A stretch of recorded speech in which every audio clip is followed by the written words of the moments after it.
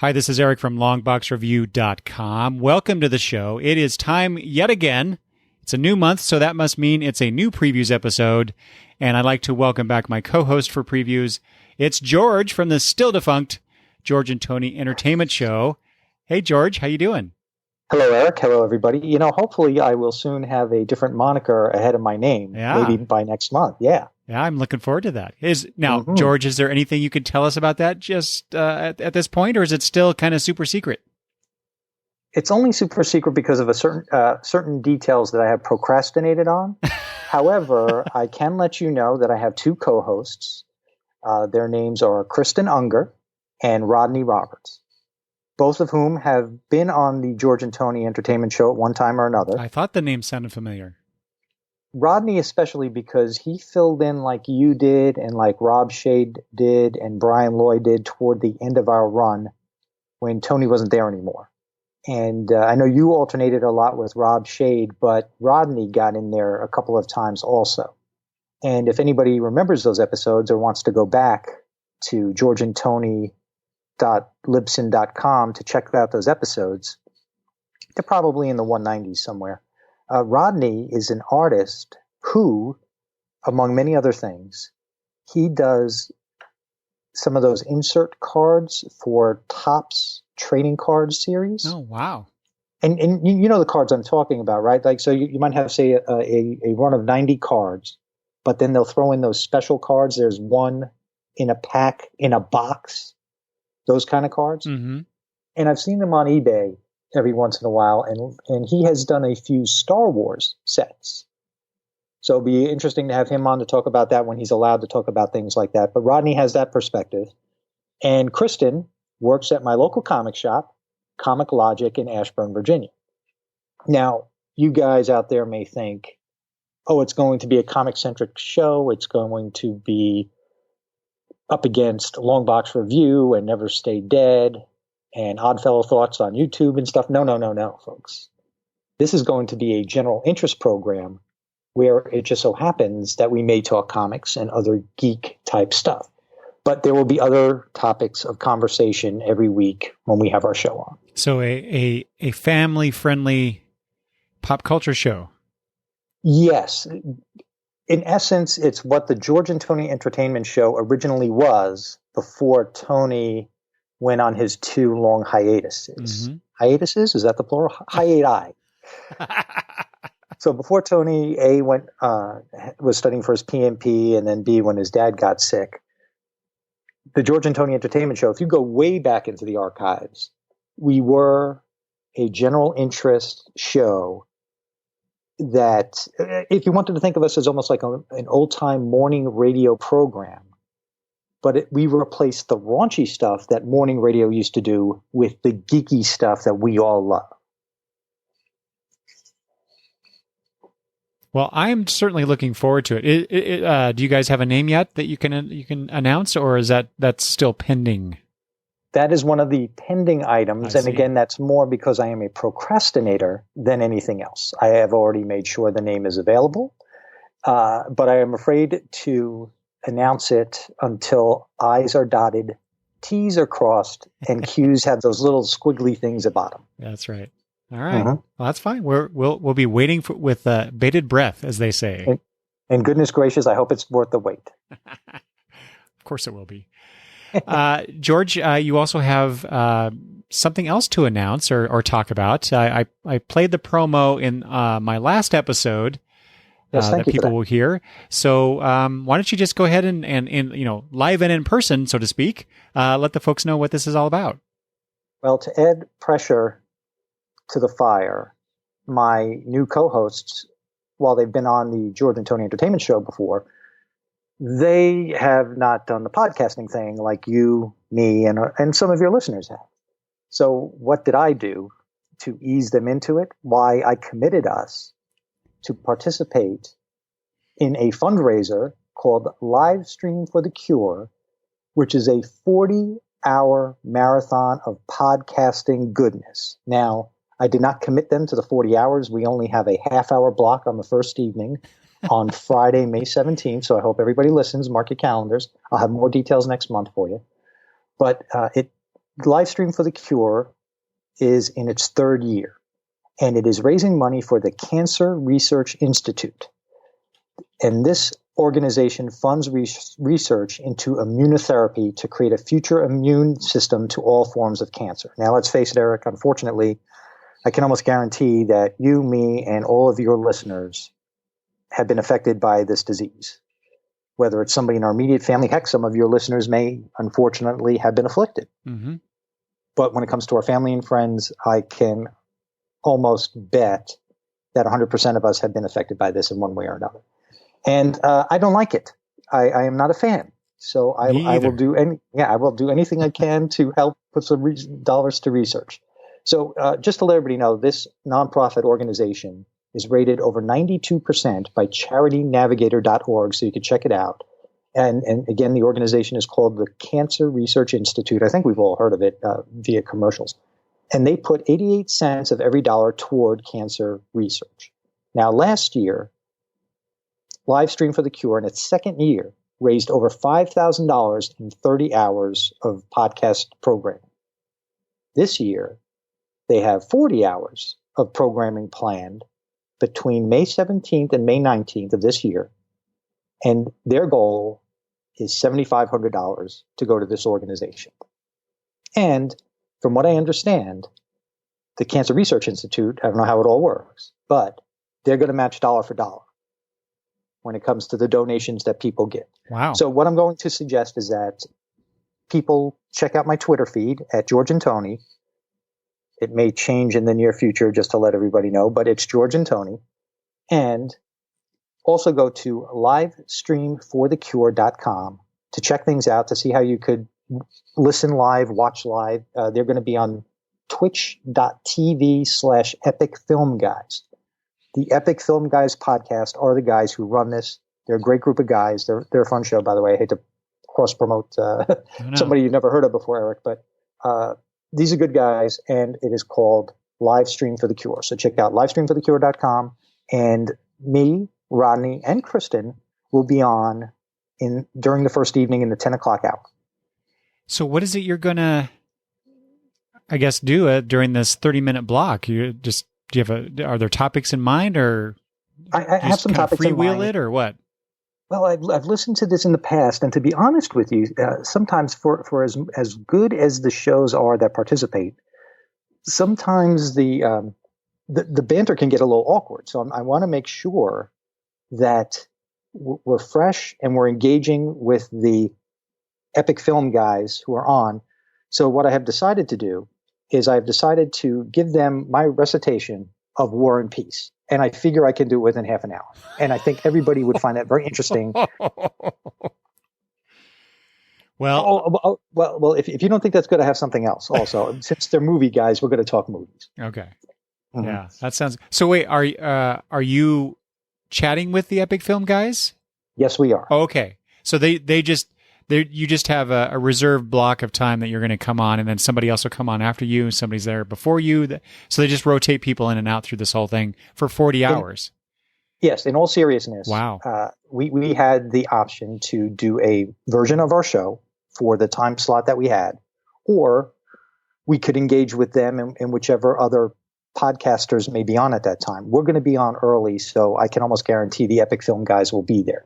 But as time goes on, there may be times, when they're taking a bit of a break, so maybe two podcasts might be talking with each other. But I can almost guarantee we'll be on with the Epic Film Guys. And I have a list of things that I want to talk with them about, including how I met a gentleman named Brian Loy, who not only appeared on the George and Tony Entertainment Show plenty of times to talk about the Oscars and the Middleburg Film Festival. If anybody ever listened to our show, they would remember that. But he is a big part of the Epic Film Guys. He's almost like the honorary third chair of the Epic Film Guys. Mm-hmm. And I think the guys might like to know how Brian and I met. So we'll start with that. And then we will go into movies. Well, I am looking forward to that. Not the least for which is, trying to raise money for cancer research. As you said, many people are affected by that. I myself, my mother and my little sister both died from complications relating to cancer. So yeah, this is, I really would like to eradicate cancer from humanity as much as possible. Same here. I agree with you wholeheartedly. So and to make it lighthearted, to make something dire and sad a little lighthearted, it is a fun time. Fun could be had by all. It's not like it's almost like a PBS charity drive, but it's a heck of a lot more fun. I was going to say that's kind of what it sounds like. So yeah, I'm very much looking forward to that. I think I'll be around that weekend, and so where I don't have to go out and do things, plan things that we have. So I have to double check that. But boy, if I can be around when you guys are on, I'll definitely be checking it out. I'll throw some comic talk in, and hopefully we'll provide some sort of incentive for people to donate while they're listening. Hey, wouldn't it be great if the news show, As Yet Untitled, let's call it. Hey, there's a title right there. As Yet Untitled could generate a lot of funds early in the proceedings. The challenge is out there, Long Box Review listeners. Help us out. Yeah, I mean, obviously, it'd be fun to listen in, but really the point is to get people to donate and help. Let us have a good this. showing. Listen, I'm going to beg family and friends to listen. They never listened to my show in the first place. There's no way in heck they're going to listen to this as important as it is. So I'm relying on your listeners and my old listeners to come on in, give us a listen, and throw some bucks toward the cause. Yeah. Well, good luck with that, George, and everybody else that's involved as well. And I'll livestreamforthecure.com. I will put links in the show notes for this as well for people to check it out.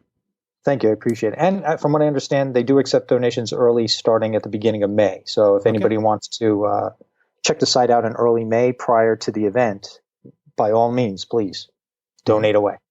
Great. All right. Before we get into the previews catalog, George, the March previews 2019 catalogs for things mostly shipping starting in May. But wait, there's more? Is that what you're trying to say? But wait, there's more. I wanted to provide George an opportunity to talk about this particular topic because when this bit of information was kind of being bantered about on Twitter, George messaged me and said he'd really like to come on and talk about that. And Travis and I talked about it on our news show just recently. And so I wanted to get George's take on the retirement announcement for George Perez. Oh, okay. All right. Am I allowed to mention the name of the show that I would like to have done? Oh, yeah. Go ahead. Or do you think somebody will steal it? I don't know. Oh, actually, maybe people will steal it. I don't care. Let them use it. That's right.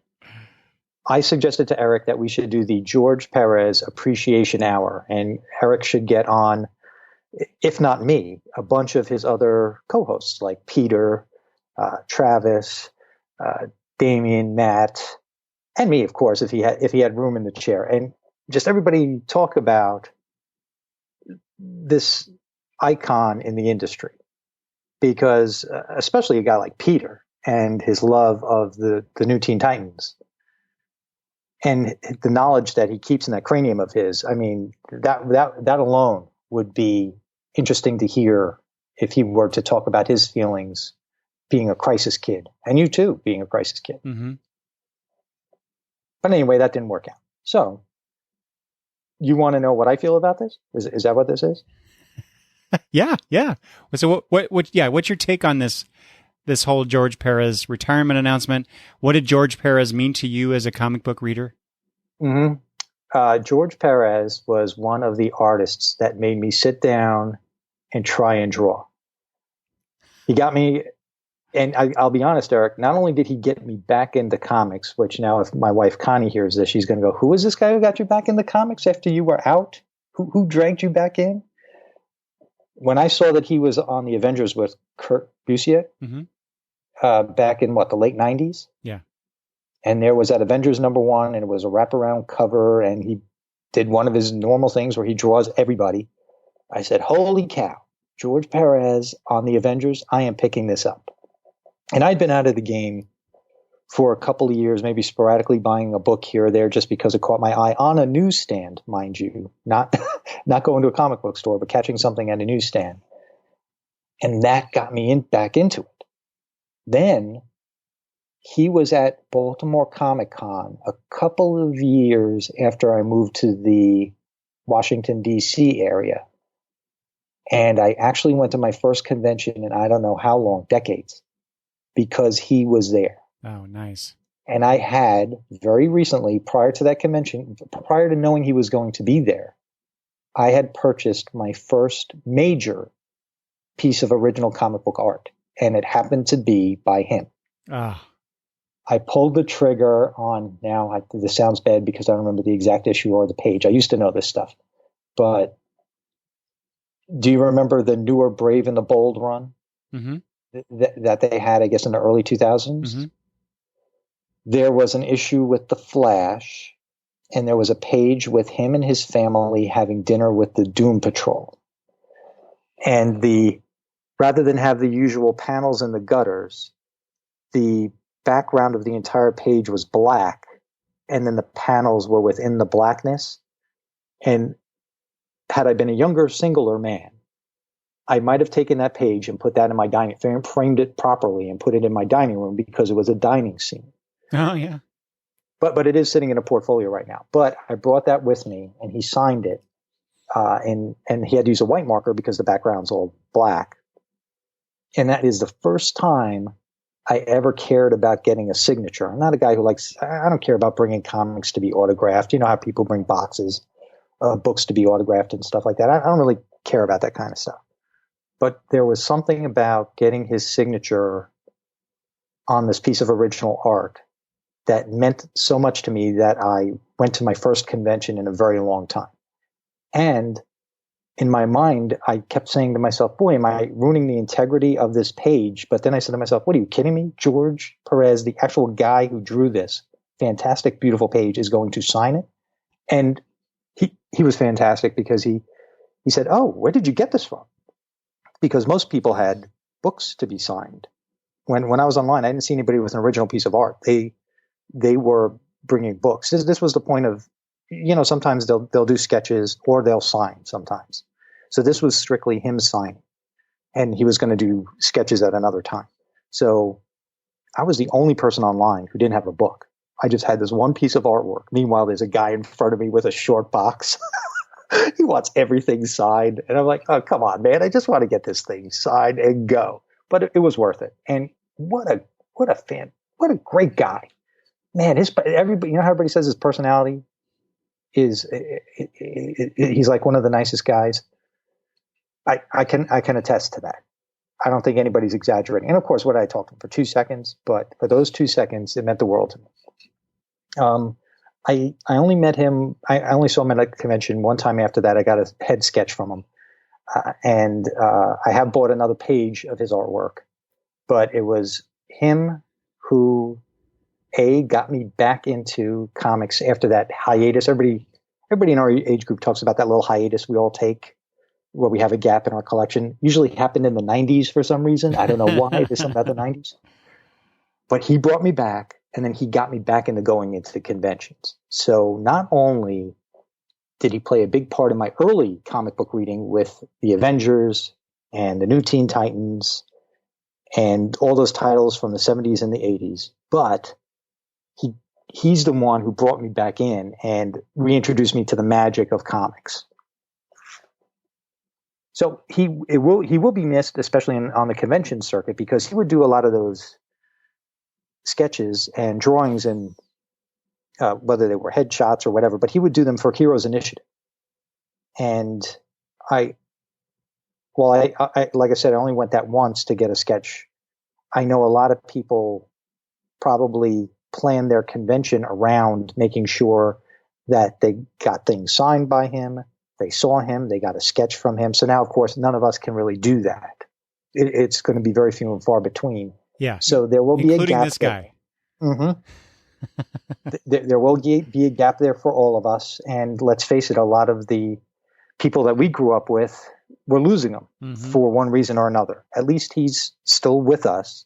He's just retiring from the biz. And you know what? Well deserved. Let him rest. Yeah. Let him relax. If his health, if he's not able to do it, that's fine. But we'll miss him. Yes. But but boy, oh boy, he is the top for me, the top. You're just making me very jealous, George. That's all I got. That's all I could say. Well, I'll tell you that one piece of art, the flash page from that Brave and the Bold, and I have do you remember when he did JSA for a couple of issues, or was it just the Society of America at the time? I forget which one it was, but he did the tail end before they rebooted it. Oh, okay. I have a page. I have not a splash page, but page one of one of those issues, and it's awesome. Oh. That one's not signed though, but I don't care. Doesn't matter.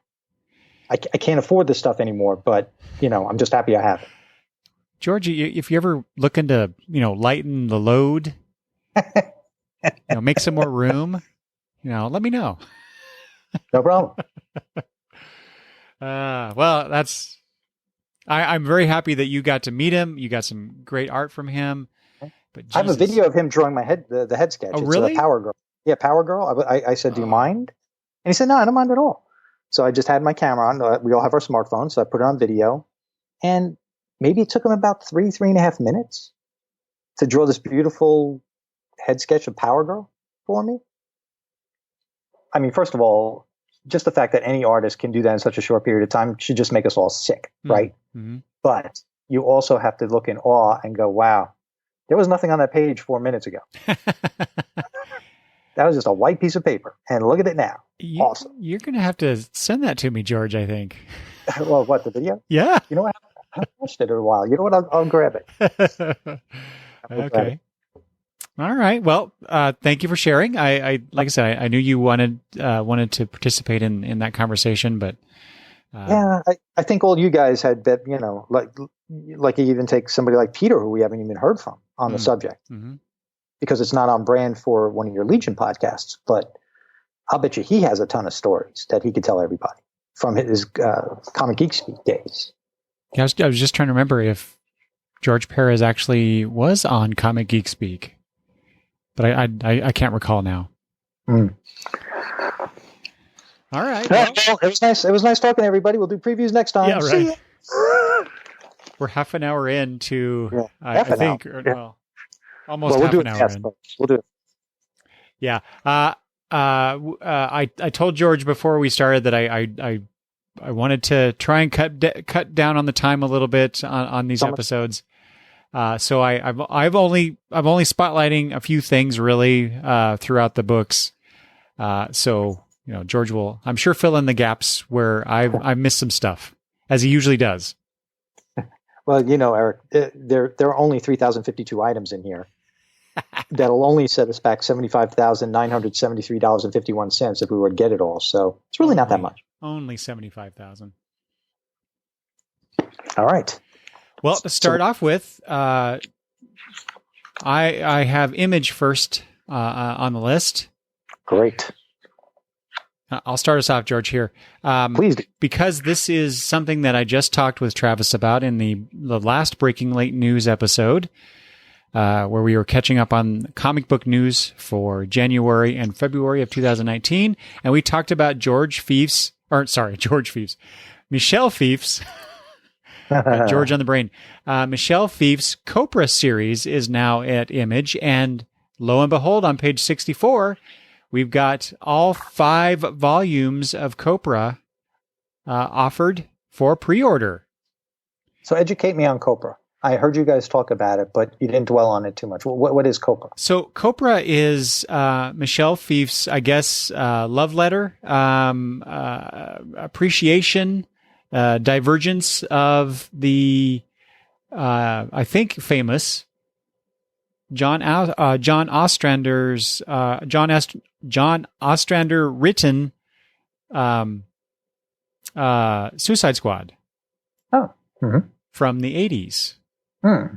And so he really liked that run of comics, and he made his own team of, as they say here for Volume 1 and for Copra Volume 1, they're ugly, they're mean, but up until today, they've always been loyal. So when one of their own betrays them, Copra has no choice but to turn their nightmarish skills back on everyone who who even, boy, I'm having some difficulties tonight, George.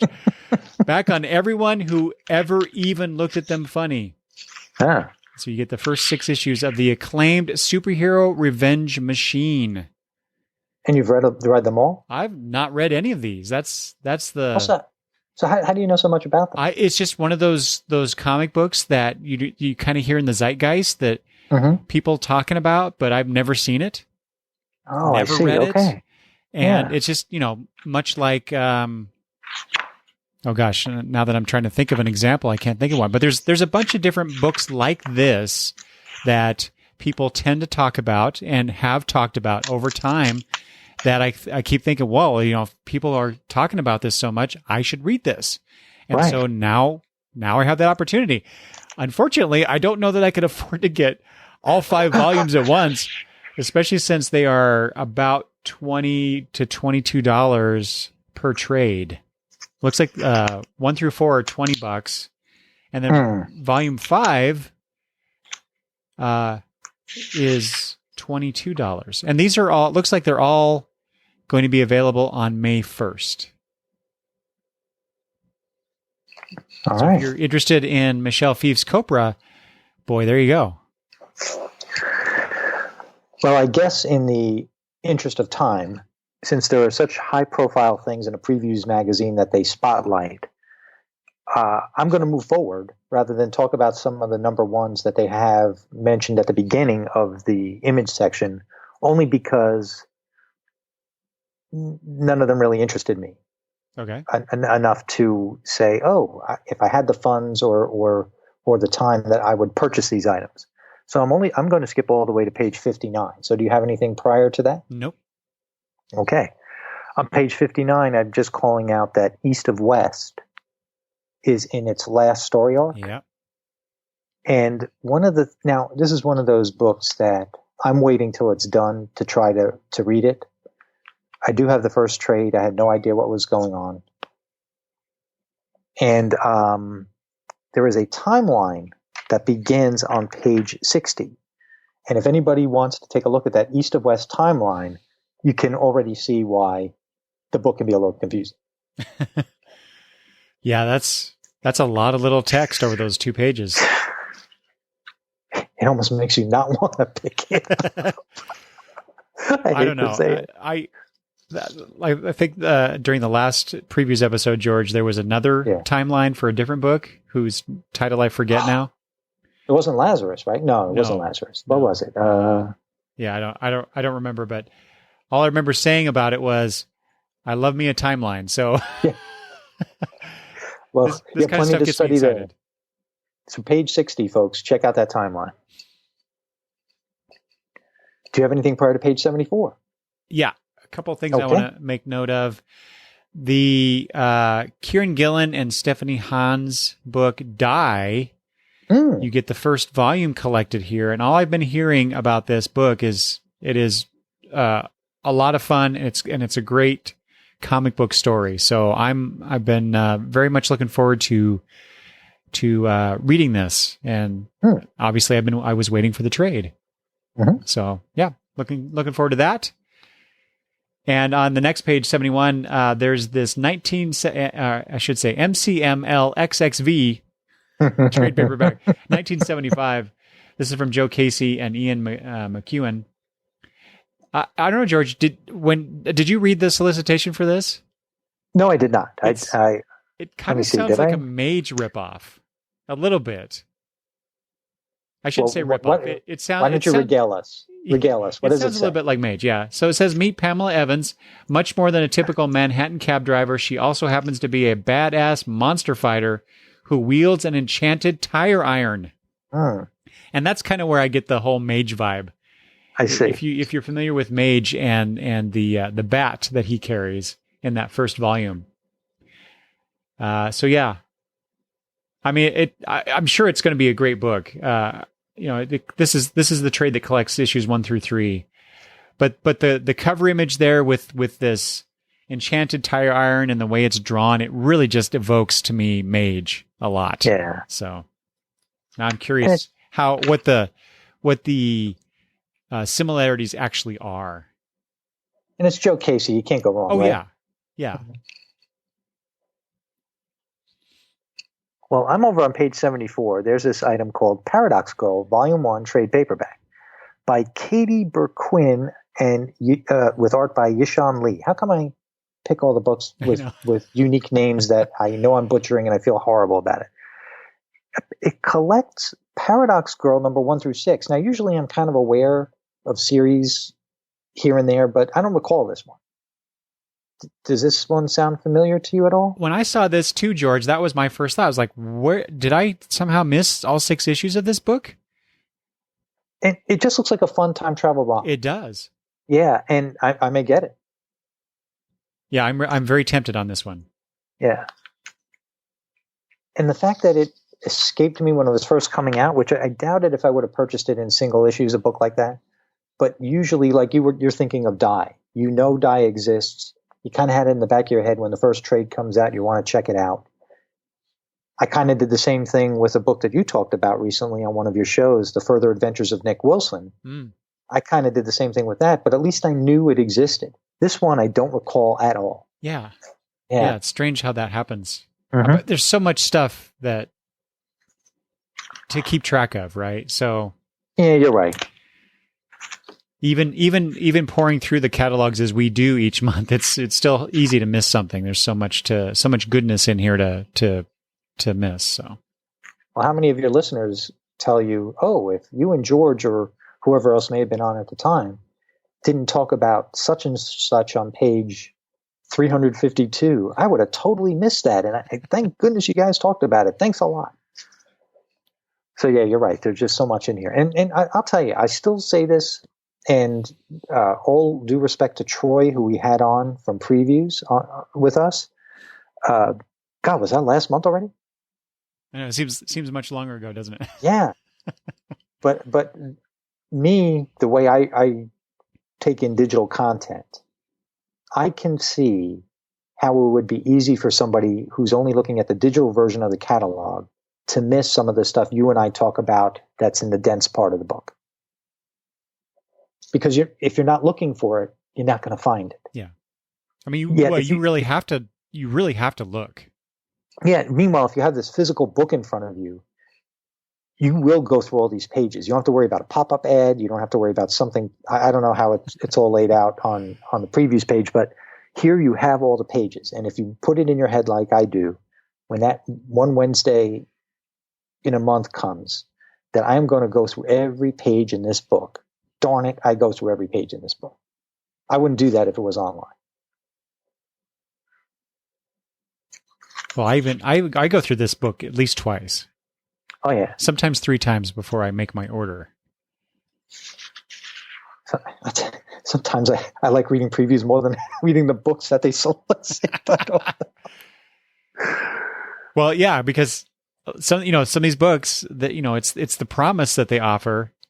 And then when you get the book, it doesn't quite hold up to what you thought it was going to be. I've had that experience recently with a particular book I'm thinking of, but I won't mention because I'm sure it was a fine book. It just wasn't what I was looking for. We all have books like that. Yeah. Oh, and I love drooling over the stuff on the opposite side of the catalog, the statues and the action figures. Oh, yeah. Stuff I'm never going to get and never have room for anyway. I'm going to remind everybody on page 90, Paper Girls number 28, that last story arc coming out. It just started. Had it in my box this week. So if anybody's waiting for it to end, this is it. Part 3 of the final arc. Mm-hmm. How many parts is this arc? 5, 6? Do we know? I don't know. Yeah. I don't know. I hate to say it, but it would be weird for it to stop on 31, right? Because it's not divisible by anything that would be in a trade, but if each trade was 5 issues, maybe 30, maybe that's the number that's coming to my brain. Yeah. Yeah. Cause then you have 6 volumes, it would be good. Yeah. And then those hardcover versions, you could have 3 of those hardcover, nice compilations on your bookshelf. Mm-hmm. What else you have, Eric? I have nothing else from Image. Okay. So the only other thing I have is I'm collecting Unnatural. It's on page 96. Number 9 comes out. That last story arc. It's really a maxi series. has 12 issues. So number 9 comes out in May. So that's on page 96. Dark Horse? Yep, Dark Horse. And for fans of Stranger Things, if you need your Stranger Things fix before the new season starts, we have what is being called the first prequel comic series for Stranger Things. This is Stranger Things 6 by Jody Houser and Edgar Salazar. This is a miniseries. Not something that I'm going to get, but I love Stranger Things. I can't wait for the next season. I just got Netflix a couple of weeks ago. I have finally entered the 2000 teens as they come to an end. And I look forward to diving into Stranger Things. Oh, now, okay, Eric. Okay, so Umbrella Academy's on. I see you posting about Umbrella Academy. That's so good. Everybody has talked about Stranger Things, Black Mirror, all these fantastic shows, right? May I tell you all I've watched so far on Netflix? Okay. It's really fast. All right. The first thing we watched on Netflix was Coco, the Disney Pixar movie. Because we did not see Coco. Fantastic movie if you haven't seen it. I wouldn't quite call it binging, but we are, the only show that we have started to watch is Frankie and Grace with Jane Fonda and Lily Tomlin. Oh, yeah. Mm-hmm. Which might show you what my age is, folks, just to let you know. And then the only other thing I've watched so far is John Mulaney live at Radio City Music Hall. I forget what the exact name of the comedy special was. Just saw that last night and enjoyed it. So with all these other things on, Umbrella Academy is the first thing that pops up. Have I watched it yet? No. Have I watched Stranger Things yet? No. But I will. Well, I'll tell you what. For Stranger Things, George, you really just have to set aside, a weekend, mm-hmm. and then just dive right in and go through it all at once. Just do it. Yeah. See, now I'm looking more forward to checking out one day at a time. What does that say about me? Well, it just means you have good taste, because all I hear about that show is it's really, really good. I've not watched it, but I've heard it's really good. So I can't wait for that. So anyway, I'll be new to Stranger Things when I finally watch it. Yeah. We'll have to talk about it some other time. Yeah. What else do you have? Anything from Dark Horse? Yeah, a few things from Dark Horse. Okay. George, did you ever read Brian Wood's The Massive? I have not.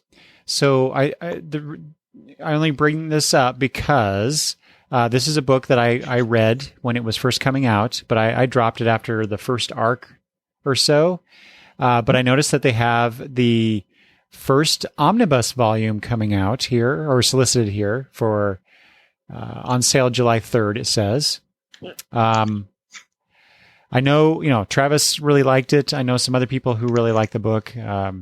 It wasn't something that kept my interest, but Brian Wood is generally regarded by quite a few people that I interact with or I follow on Twitter as a solid writer. And so there you go, if you want to check that out. Well, on page 106, he's done a new Aliens book, Aliens Rescue #1. Mm-hmm. So anybody following the Aliens franchise, if you're picking up those comics, something about Brian Wood in that universe might be interesting to check out. It says The Fate of Amanda Ripley. Mm-hmm.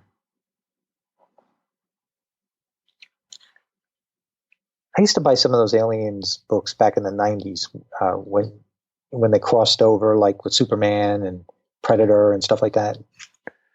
But I haven't picked up any of those in a long time. I have two traded collections of stuff where the DC Comics characters mush together with Dark Horse properties, like you say, Predator and Aliens and stuff. So I keep eyeing them every time. It's like, oh, I want to read a new trade that I have, on my shelf that I haven't read yet. And always in the top 5 is one of those volumes, because I want to see how Superman deals with the aliens. Right. If I remember, that one was pretty good. I don't know if there was more than one, but maybe the first one was good. Well, I don't recall if there was more than one. Say, isn't that the case? It's always the first time they do something like that. It always seems pretty good, and then if they go back to the well, it always seems a bit. I'm not sure that they did. Off. In my mind, I'm thinking they did, but I couldn't guarantee it, and I'm not going to look it up. That's what you, the listener, can do. And you can yell at your computer. On page 125, just because I read one comic of this series and I really enjoyed it, so I keep thinking eventually I'm gonna get these books, all the rest of the books that are out, just because I think it's a interesting world. But this is Beasts of Burden. Oh yes, mm-hmm. I'm surprised to see that. Yeah, a micro series. It says part 1 of 2. Mm-hmm. The Presence of Others is the subtitle to that. So if there are any Beasts of Burden fans out there like myself, you're probably better fans than I am because I've only read the one comic, but oh well. Well, I'm going to have to go back to page 111 just to remind everybody, like I really have to, that the world of Black Hammer keeps chugging along. There's Black Hammer Age of Doom number 11 and Black Hammer 45 from World War II stories from the world of Black Hammer. Always have to call out Jeff Lemire's Black Hammer. Mm-hmm.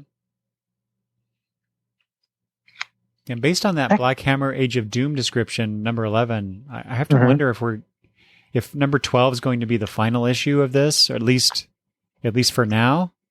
It does make you wonder how far could they really go, right? I mean, could it really go on infinitely?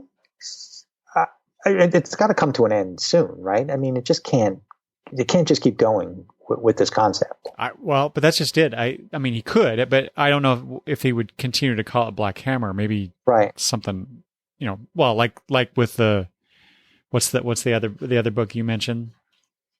Oh, like Black Hammer 45? 45, yeah. So yeah, Black Hammer this, Black Hammer that. So I mean, that's true. He's made I think a pretty strong universe that he can continue to mine for quite a while. But yeah, I think perhaps the main set of characters that we've been reading in the main book, maybe their journey is coming to an end.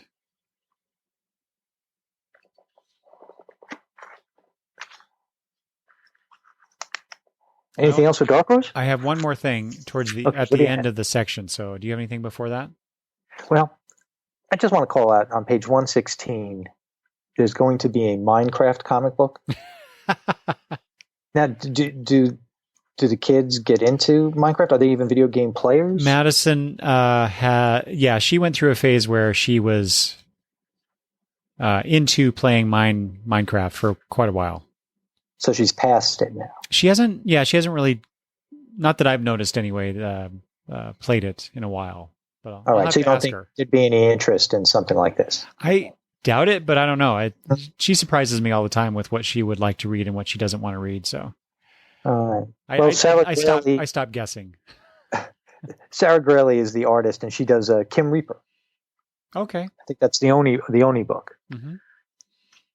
Now, you know my love of the Disney adaptations of classics. Of course. So on pages 120 and 121, there are adaptations of Frankenstein with Donald Duck and Dracula with Mickey Mouse. And believe it or not,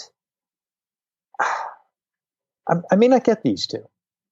It's almost like Frankenstein and Dracula might have been done to death, so to speak, no pun intended. And I've already bought the others, and I haven't read them yet, so I might want to just give myself an opportunity to catch up.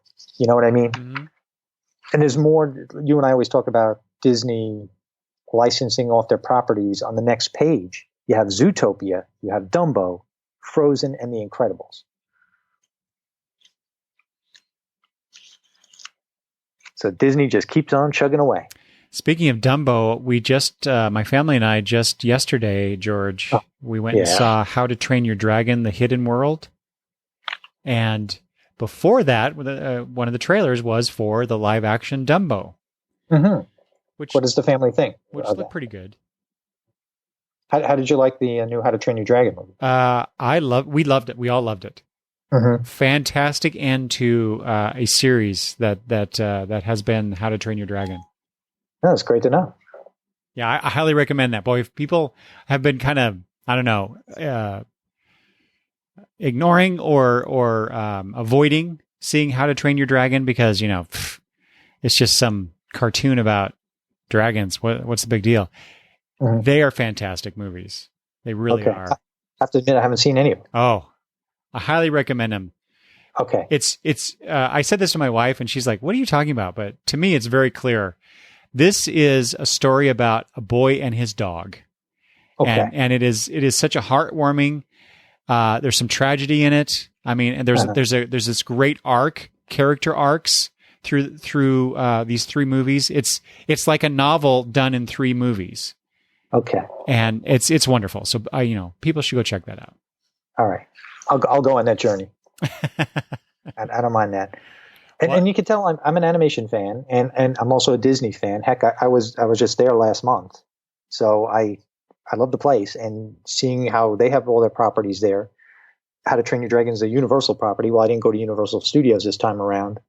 A big fan of their stuff, so I just don't know how I really haven't gotten into the How to Train Your Dragon franchise, but I will.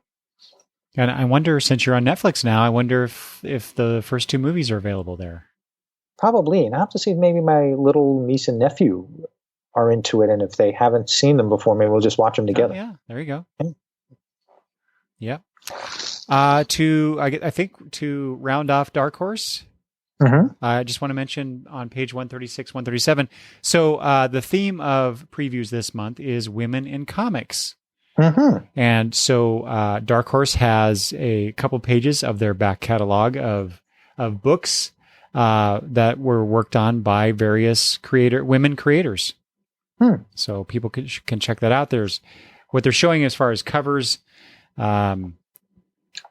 Blackwood looks pretty cool. Drawn by Veronica Fish. The Guild by Felicia Day. Have you read that? You must have read that. Actually, no. Okay, because I know you're a big Felicia Day fan. I am, but no, I skipped the comic version of it. I prefer to, I've said this before. I don't, except for Star Trek, mostly. I don't get into licensed comics all that much, and so I consider the Guild a licensed thing. I see. I just much rather go watch the Guild on YouTube or wherever it is these days. Actually, I think it's on Netflix now. Oh, there's so much stuff on. I can't even keep track. Well, I think I was just listening to Felicia the other day on her podcast, and I think she was talking about how the Guild is back on Netflix. So I've never seen it, so I'd love need to check that out, George. Okay. Oh, and I guess on page 138 as well. I said 2, but there's actually 3 pages of women in comics for Dark Horse's back catalog. Just keep giving me homework, Eric. I know. Sorry. That's okay. It's good homework. IDW? Please. I only have a couple things I want to point out. And the first one is the very first thing in this section. And this is George Takei's They Called Us Enemy.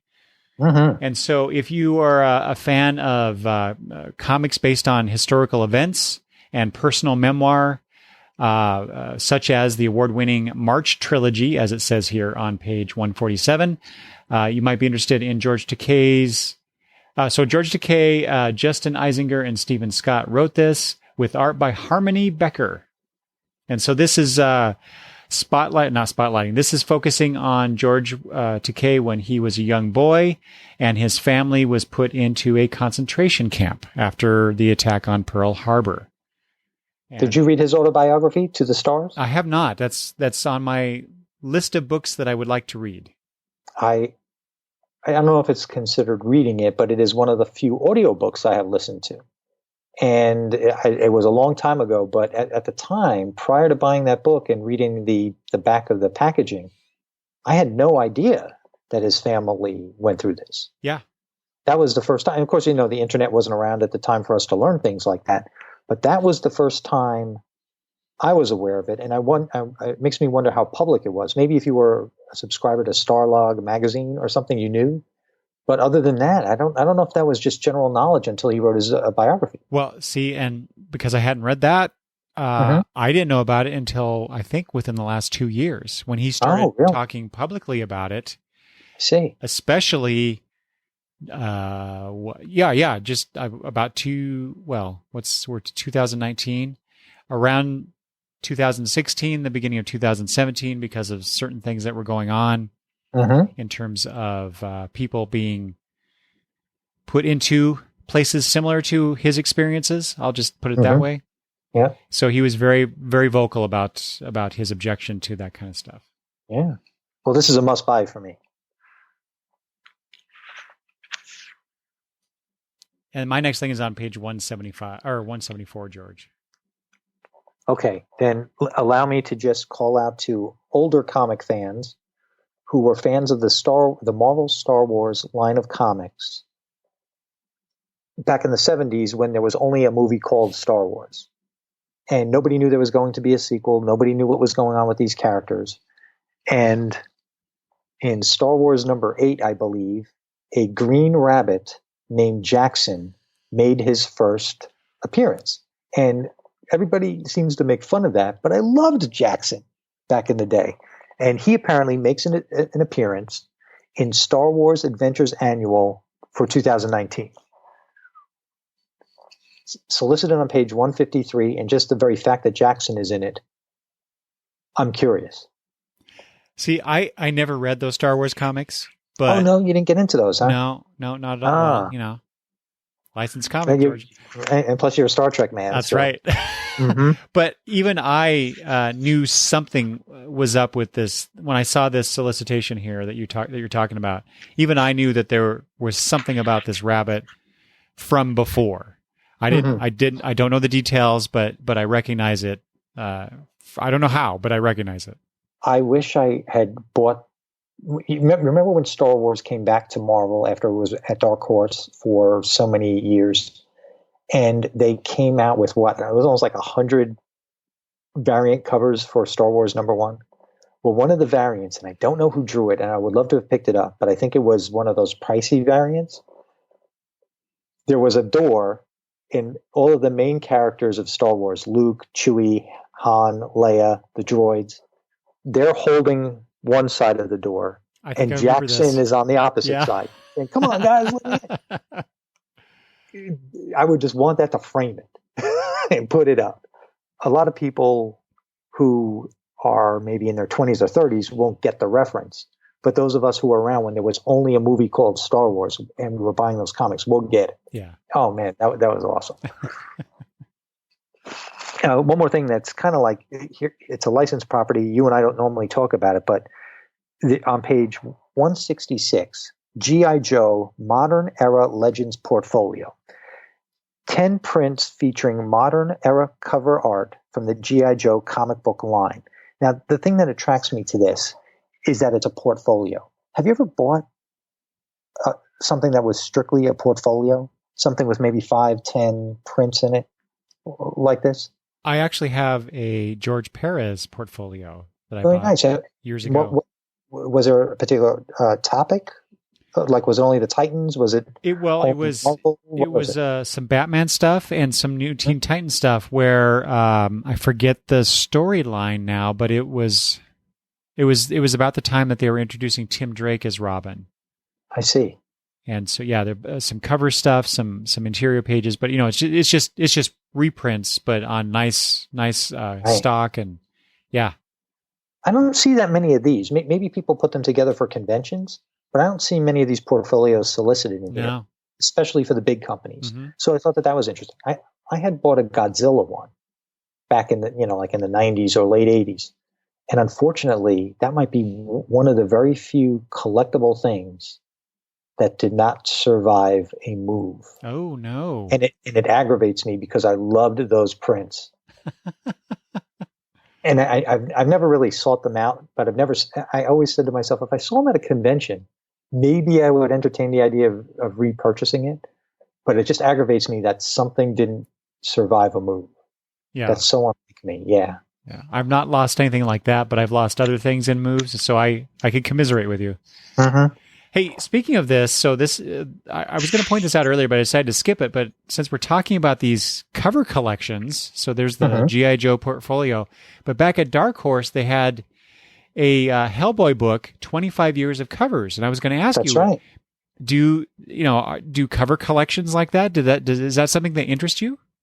It depends on the artist, I think. For instance, here we are with the George Perez Appreciation Half Hour, I guess, but if it was him, oh yeah, no doubt.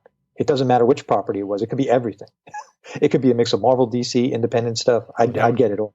Oh yeah, you're right. I would totally buy that.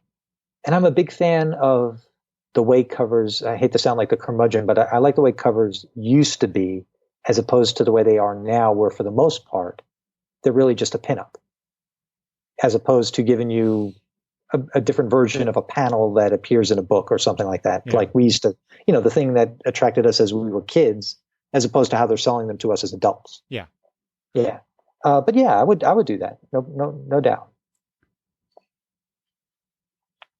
Hey, how deep are you into the book in IDW? What page? 174 is my next Okay. one. Well, listeners of the show may remember I enjoyed the series called Clue, based on the board game. Well, there's a new Clue miniseries called Clue Candlestick. So I'm buying that. I wondered if you were going to talk about this. Yeah. Yeah. I mean, I'm not going to go into too much detail. It's Clue. It's a different story. I thoroughly enjoyed the first one, so I'm in for this second one. To be honest with you, I didn't think they'd go back to the well, but they are, so I'll give it a shot. I was surprised, yeah. Yeah. Well, so again, we're talking about collections of things. 174 is Marvel Masterwork pinups. Since you just mentioned that as well. So here's a collection of things that are curated by Craig Yo, featuring art by Jack Kirby, Steve Ditko, Steranko, Don Heck, John Byrne, Wally Wood, John Romita, and John Severin. A bunch of... I miss pages like that in a book. Yeah. I loved those Marvel pinups in the old reprint comics that I used to get early on when I started reading comics. That's how my experience with Marvel Comics really grew, is because I was able to find, like those Treasury editions. Oh yeah.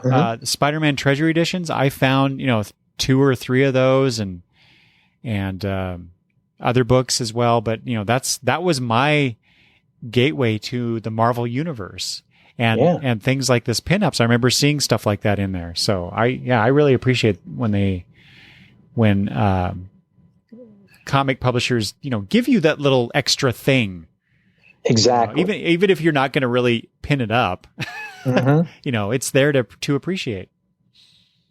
And nothing against the artists of old, but can you imagine some of the artists now providing a pinup page in the back of your favorite comic? How awesome would that extra piece of artwork be? Yeah. Eric, may I mention something on page 178 and 179 for IDW? I am a fan of Punk's Not Dead. I am happy it is back, and Punk's Not Dead, London Calling number 4 is solicited on page 178, so I will be getting that. I think I'm telling people more about my pull list than new stuff, but it's what happens. But on the opposite page, talking about Star Wars and artwork, on page 179, Walter Simonson, Star Wars Artists Edition. Walter Simonson did artwork for that original Marvel series. Yep. And man, I mean, these artist editions are $125, but boy, oh boy. I can only imagine what these pages look like. If I had the bucks, I might, that would be something for the collection. Now, we've discussed this before. You don't have any artist editions, right? I do not. Or do you? Yeah. I wish I did. I wish I had a few, but maybe one of these days. Yeah, you got to be very selective. Yeah. Yeah. I think Rodney, my future co-host, I think he just purchased a Jim Lee one. He just got a Jim Lee. Yeah, I don't know if it's Hush or it's just DC characters in general. I'm not quite sure. I have to ask him about that. All right, where are we off to now? I'm in Dynamite. I'll spare everybody my Dynamite poem this month. I don't like what I wrote. I wrote one, but I don't like it. Okay. Yeah, no. We'll save it for next time, folks. Okay. Well, George, you started this several previews episodes ago, but looking at homage covers or pointing out homage covers, and on page 199, Betty Page Unbound number 2, and I normally just skip right over the Betty Page stuff, but there's a wonderful, wonderful Crisis on Infinite Earths homage. It's almost worth buying, isn't it? It's tempting. But don't tell me you're not interested in what's on page 190. The big multi-company crossover that they have. Oh, yeah. Red Sonja, Vampirella, and Betty and Veronica. Yeah. Written by Amy Chu, with art by Maria Sanopo. Is that how you pronounce her name? Sanopo? Sanopo? I'm interested, man. I'm in. Oh, really? Oh, yeah. No. Why, you're not? No. I'll be honest with you. I've never read a Vampirella book. Me either. I mean, I've read a Red Sonja book. Yeah. Obviously, read Betty and Veronica pretty much all my life. This is going to be fun, I think. And it's Amy Chu. I don't think you could go wrong. I just love how the Archie line just plays around with stuff like this. You know, there's not one Archie universe anymore. That's true. You've got your main book. You've got your crossovers like this. You've got your the horror line that they were doing. You know, I just love that they're just having fun with those characters. Well, now here's the thing I've got to ask you though. I'm tired of the horror side of Archie. Are you? Like, no, I think there are other genres that they could go into, don't you? Yeah, they should. They really do a science fiction Archie comic, right? They've done Jughead Time Police before. Why can't they go that route or something? There you go. Yeah. But no, I'm not done with their horror line because they didn't really end it in my mind. Well, you mean the Afterlife with Archie part? Yeah. So I got the first trade of that. And then they started publishing, I think, a few issues. I don't know what happened with that line. That's true. But and then they did the Chilling Adventures of Sabrina. Jughead is a werewolf in one of them. You know, it's just like, okay. Veronica? Yeah, exactly. Cheryl Blossom. Isn't she the Antichrist or something like that? Or her brother's Antichrist or however it works? I'm actually not a big horror comic fan. But for some reason, I find the Archie horror stuff charming. Okay. I want to see something, I guess you can't say you want anything funny because that's what Archie was before for 70 years? And that's what they were trying to get away from. But maybe I'm missing the comedy aspect of the whole thing. Although it was there when Archie crossed over with Batman 66. Yeah. So I can't really complain about that. But I don't know, like maybe a buddy cop comedy type thing. I don't know. I think they need to branch out into a different type of genre. I like your idea of sci-fi.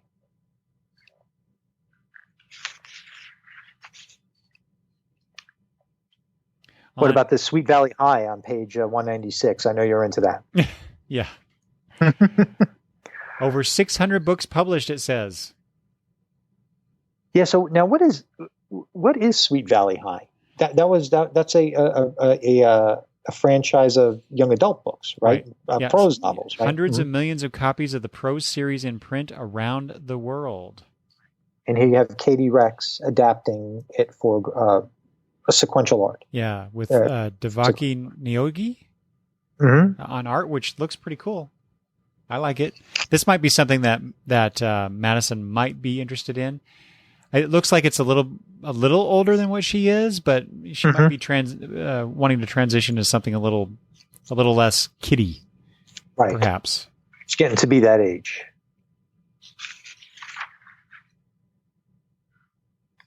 On page 210, I'm still going to keep the Betty Page page notched because of that variant cover. Yeah. Though. Yeah. On page 210, I always contradict myself here, but I said I don't get into the licensed comic, but I have read a few of the James Bond stuff that they put out, and I have been waiting for the James Bond Origin to be collected. This is a hardcover, so I'll wait for the trade instead. So you haven't read any of the Origin story? No, I have not. Okay, yeah, neither have I. But I read Vargur, and I'm currently reading the James Bond 007 series that they're coming out with. Okay. And I quite enjoyed both. Odd Job was in it, right? Yes. Okay. But I'm very interested in James Bond's origin as told by Jeff Parker. Jeff Parker's a great writer. He's very good at taking historical elements and weaving them into a fictional narrative. So yeah, I'm very much looking forward to this when it comes out as a trade collection, a trade paperback collection.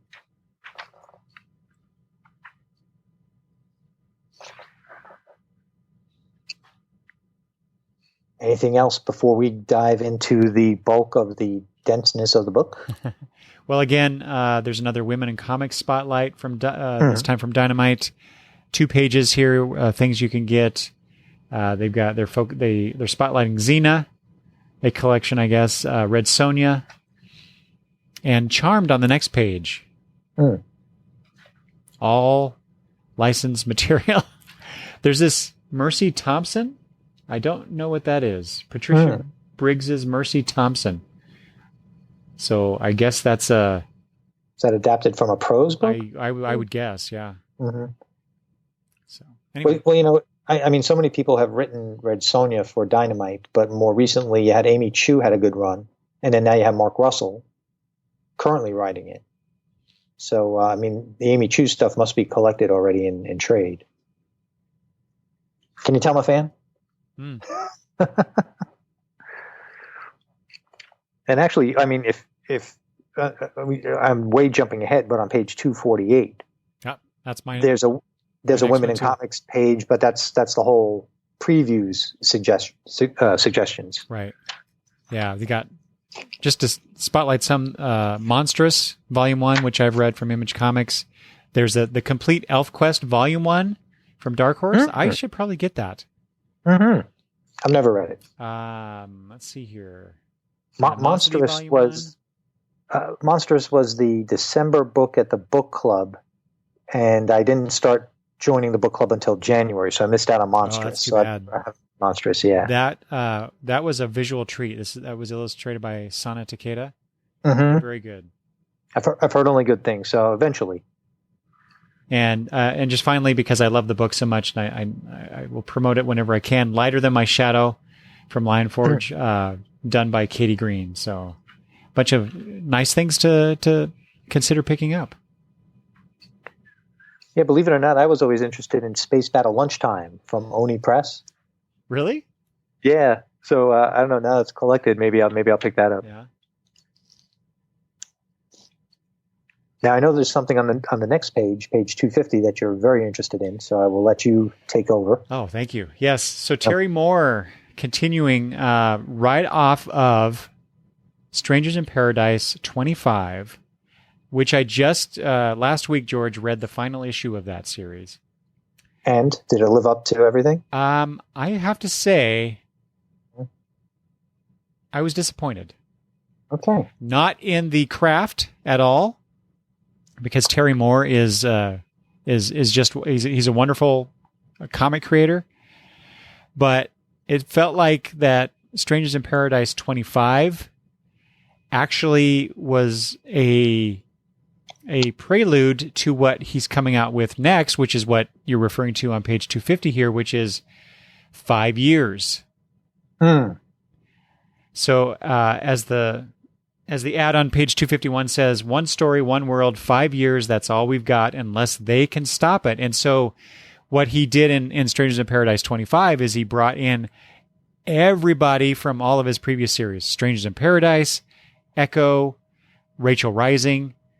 I'm blanking on the last one before that. Motor Girl? Motor Girl, thank you. Yes. Oh. Yeah, so all those characters from those various series they're now together. It's like his own version of Crisis on Infinite Earths. These are all blended together. But, regardless of my misgivings about how Strangers in Paradise was or ended, I'm going to get this. I'm not going to not get this because it's Terry Moore and he tells a hell of a tale. Well, in addition to the Terry Moore 5 years #1, Eric, I want to call your attention to on page 250 also, My Adventures as an Illustrated, the definitive edition by Norman Rockwell. Now, I'm a big Norman Rockwell fan. If I remember correctly, I think Alex Ross displays his artwork in the Norman Rockwell Museum in the Northeast, doesn't he? I I would think not that's know. what he does. Okay. I think it might be a permanent gallery that he has in the Norman Rockwell Museum. I might be wrong about that, but I seem to remember something like that when Alex Ross was here at the Shenandoah Museum, where I met him that one time. But this is a book by Norman Rockwell about his life, and I think it's a particular part of his life. I'm not going to read the whole solicit here, but just the fact that it's written by Norman Rockwell, it's autobiographical, and there's plenty of artwork in there. If you're a fan, you may want to check it out, whether at your local comic shop, probably going to be at a bookstore. It's called My Adventures as an Illustrator, the Definitive Edition by Norman Rockwell. So this edition it says here restores the original 1960 text of the book, as well as the playful vignettes that Rockwell drew to head each chapter. And it has more than 150 of Rockwell's paintings and drawings, many of which highlight lesser-known aspects of his work, which, I could probably point to a good half dozen of his famous works. And maybe my old iPhone case, I don't want to take up your time and grab that case because I do have it over there. But the case was a Norman Rockwell painting. It was, I don't know if you've ever seen the one where there's a man standing in front of a Jackson Pollock. I don't think I've seen that one. All right. Well, you know what? Maybe I'll post it on Twitter. I'll show you after we're done here. I won't take the listeners' time. But I saw it in all its glory in the National Portrait Gallery in D.C. when they had a Norman Rockwell exhibit. The original of this is huge. It takes up so much space. And meanwhile, I had a little version of it on my phone. But man, it made such an impression on me. I had never seen it before, and it's one of my favorites. Norman Rockwell's incredible. Yeah. On the following page, just to remind everybody, Spencer and Locke 2 is coming out from Action Lab, and number 2 is solicited here. So number 1 is coming out next month. Number 2 is solicited in this month's previews. That's by David Pepos and Jason Smith and Jorge Santiago Jr. I enjoyed Spencer and Locke. Did you finally read that first volume in trade? No, I put it on my to buy list last month, and I had to take it off because of how much I was spending. So I'll get it eventually. Yeah, I think you'll enjoy it.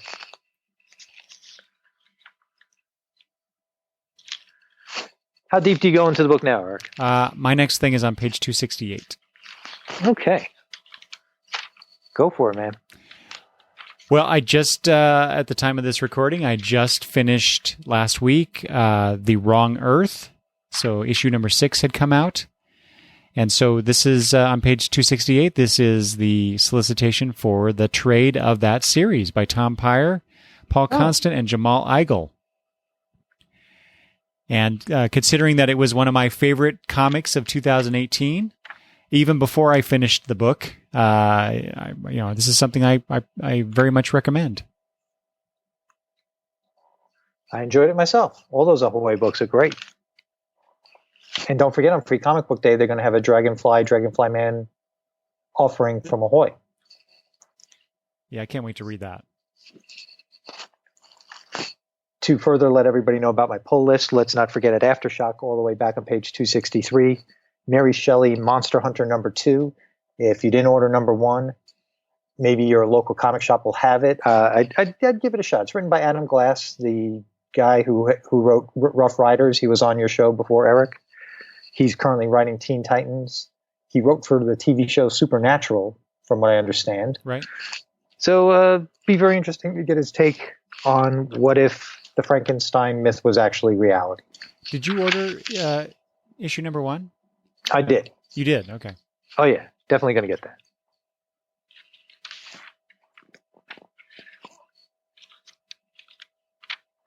I like those Aftershock books. My next thing is on page 310. So if you got anything in between where we're at and there. You were talking about The Wrong Earth Volume 1. Let's not forget, not only is Planet of the Nerds and Bronze Age Boogie from Ahoy Comics, number 2 of each is coming out. They're also going to start hashtag Danger, hashtag Danger #1 is coming out. And that was a backup feature. Was that a backup feature in The Wrong Earth? I think it was, wasn't it? I don't recall now. The art was by Chris Giarrusso. You don't remember anything with the art by Chris Giarrusso? I don't. Okay. That doesn't mean that it wasn't there. I for some reason I'm not remembering it. Well, they're graduating into their own book now. Hashtag Danger, and it looks like maybe there are going to be 2 stories. Chris Giarrusso is one of the artists listed, so should be an interesting read. I'm glad you pointed that out, George, because I missed it the first time I went through the book, and based on the description, this is something that I would be interested in. And if the art is by, at least in part, by Chris Giarrusso, then it seems like a no-brainer to get this. I'm not sure if I was just going to say, I'm not sure if I read the Ahoy books in the order they came out, but if I recall correctly, hashtag Danger appeared as a backup in more than one title, I think. So maybe so maybe so I don't know if I read it in the right order or whatever, but I liked it. Yeah. 3 scientific adventurers face strange creatures, lost civilizations, and supernatural threats. Yep. When they're not too busy being complete jerks to each other. Yeah, so pretty much every Ahoy book I've got on my list so far. Hey, on page 272, what was the page you said you were going to go to? 310. Okay, so 272, I called this one out for Damien. It's from American mythology. It's Carson of Venus meets the Warlord of Mars. Now, from what I understand from when he has been on your show and his own show, Never Stay Dead, he's a fan of Edgar Rice Burroughs and other pulpy type stuff. So would this be up his alley, you think? Perhaps, yeah. I don't know. I don't know that I've heard him talking about this kind of stuff, but in particular. And last month we talked about the Laurel and Hardy comic from American mythology. It looks like they're going to, I think that first one might have been new material. This one looks like it might be classic material.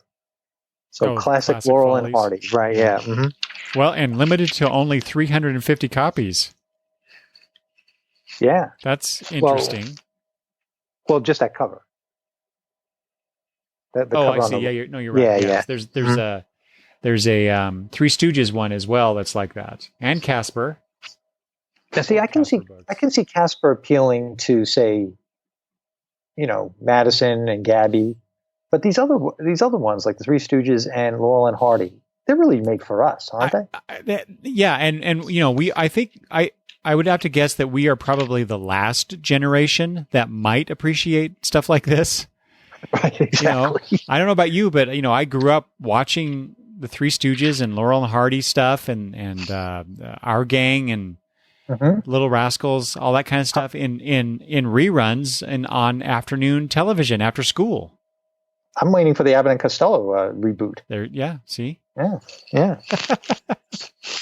I'm surprised they went Laurel and Hardy. It has to be because of the movie, the Stan and Ollie movie that just came out. Oh, probably, yeah. Yeah. Well, if you're as deep as into the 300s, I'm surprised that for Archie on page 283, you didn't cite Archie number 705, which is the first part of a 5-part Archie and Sabrina story. Yeah. By Nick Spencer and art by Sandy Jarrell. Sandy Jarrell, yeah. Yeah. The cover by Veronica Fish. So all I have to say, man, is Archie, you man slut. I mean, ever since they rebooted this, it's Betty, Veronica, was it Valerie from Josie and the Pussycats? Oh, right. Did he date Valerie and Josie, or just Valerie? I don't know.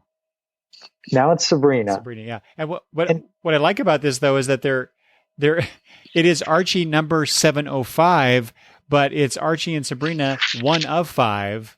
So it's like a mini series within a series. Exactly. I kind of like that. I mean, they do say it's a new story arc, but the way that they're kind of promoting it seems like it's a mini series within a series.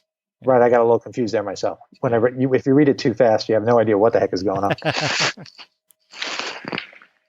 All right, so now what did you have? Page 310 from Drawn and Quarterly. This is Grass, a graphic novel by Gendry Kim. This, it says here, Grass is a powerful anti-war graphic novel offering up firsthand the life story of a Korean girl named Oxian Lee, who was forced into sexual slavery for the Japanese Imperial Army during World War II. So if you're interested, kind of like with George Takei's book and March, just again, books telling a story about a particular point in history that wasn't very pleasant, right, for a lot of people. So I like to spotlight that kind of stuff. Historical based comics, I think need more focus, more attention. I agree. I'm going to go back to page 305 just for 2 cover homages. Okay, good. Lady Death, Sworn #1. You have 2 variant covers. One is Conan #1, so it's Death the Barbarian. Then you have one that's Ms. Marvel #1 from back in the 70s called Ms. Death. So you just have to, you and I, we've been a little delinquent, I think, on our homages, or the artists have been delinquent and haven't been providing them for us like they used to before. Yeah. So I had to just call that one out because I noticed it. And okay, now, before we move past 310, not to get political, but you do realize that we've had the Trump, the Obama comics. Well, now they've taken it so far on page 308 to already make a comic about Alexandria Ocasio-Cortez and the Freshman Force. Mm-hmm. New Party Who Dis One Shot from Devil's Due First Comics. So they're not wasting any time making comics about the new heavy hitters in Congress. Yeah, Devil's Due really jump on the cultural bandwagon, don't they? Yeah, and they have a very quick turnaround too. Yeah. So it makes me wonder, although one of the artists is Tim Seeley. Did they have that backwards? I mean, I only know him as a writer. He's an artist too? I didn't know that. Mm-hmm. Oh, okay. So that'd be interesting. Hey, Gabby and Madison. Well, I know they both don't read comics, but Dial books like the Abraham Lincoln book and the Amelia Earhart book by Brad Meltzer with art by Chris Eliopoulos. Did they get into that when they were younger, or what's the deal? Never did, huh? No. Well, that's out there. I mean, people probably see these in their local Barnes and Nobles. Probably, yeah. But of course, they're in your local comic shop too. These great books by Brad Meltzer. Hey, on page 310 with Grass, that great graphic novel you mentioned, you know how I've talked about this creator before. His name is Guy Delisle. I don't even know if I'm pronouncing his name right. I'd say Delisle. Delisle. He had a lot of travel logs that I've always wanted to read, and I brought them up here on the show. In fact, the only one I've read so far is the one about his adventures, his life when he was in North Korea. Oh yeah, I recall that. Mm-hmm. Yes, mm-hmm. And he's visited other places before, but here he's doing parenting guides, and the spotlight is on the Handbook to Lazy Parenting. So it does make me interested now. Okay, I guess he's done with his travel logs. Now he's talking about his life as a parent. Now he's home. All the adventures are over. The adventures abroad are over. Now it's adventures in Paris. That's right. Mm-hmm. And below that, even more bad parenting advice. Great stuff out there. If anybody's interested, I bet you your local library might have some of his travel logs. If you can't find them at your local comic shop or at conventions.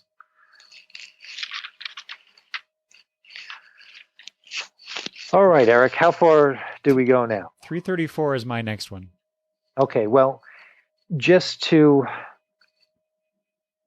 you know how you and I, we try and do the great titles in manga? Mm-hmm. I forget whether or not I had one for this month, but it just so happens from first second, there's a book on page 318 called Laura Dean Keeps Breaking Up With Me. Yeah. By writer Mariko Tamaki. And just the name of it, and I'm guessing it's manga-ish, so I don't know if that qualifies, but I wanted to call that one out there. That actually reminds me of, I don't know, there was a movie back in the 80s.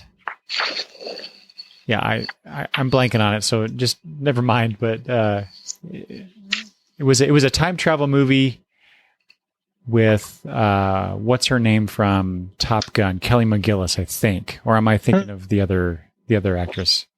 I don't know. Was it a funny movie? It was kind of a comedy, but also a bit of it was I guess more of a dramedy. Anyway, for some reason, this title of this book reminds me of that movie. I'm not sure why. I don't know if you noticed on page 328, but there are a lot of books with cover compilations, like we were just talking about. Did you notice that when you had mentioned it before earlier in the show? Oh, you're talking about the DC Comics ones? Yeah, there's a DC Comics, Detective Comics, The Complete Covers Volume 2. There's a Wonder Woman one, Volume 2. Yeah, I almost had that on my list to talk about too. Yeah. I seem to remember when Volume 1 came out, and I've seen it at my local Barnes & Noble before. Well, and these books are 3 by 4 inches. Yeah. Mm-hmm. I don't know what I would do with those in terms of they're just fun to look store at. Them. Yeah, I know. They are fun to look at. I'm thinking maybe, stocking stuffers, perhaps. It's never too early to shop. By the time people right. listen to this, Christmas is only 9 months away. Quarter of the year is gone already. What's your next one, Eric? So this is on, it's on a few pages here, starting on 332, but, go to page 335 and you see a full page ad for this. It's called Drawing Blood by Kevin Eastman. Drawing Blood, Spilled Ink. Actually, this must be a typo because on page 334 in the featured item, it says Splilled Ink. Pretty sure they mean spilled ink. But anyway, I found this very interesting. I've never really read any Teenage Mutant Ninja Turtles. Me neither. But obviously, much like Copra, it's Eastman and Laird, I think. Eastman and Laird's Teenage Mutant Ninja Turtles is one of those touchstones of comics. It is. That I've really never gotten into, and I've always been curious. But what this is, what I found very interesting is that it says here, Kevin Eastman returns to independent comics with a new creation, an inside look at the turbulent life and times of a once successful cartoonist on the skids, whose name is Shane Bookman. Once upon a time, Books co-created the radically rearranged Ronin Ragdolls. Say that 5 times fast.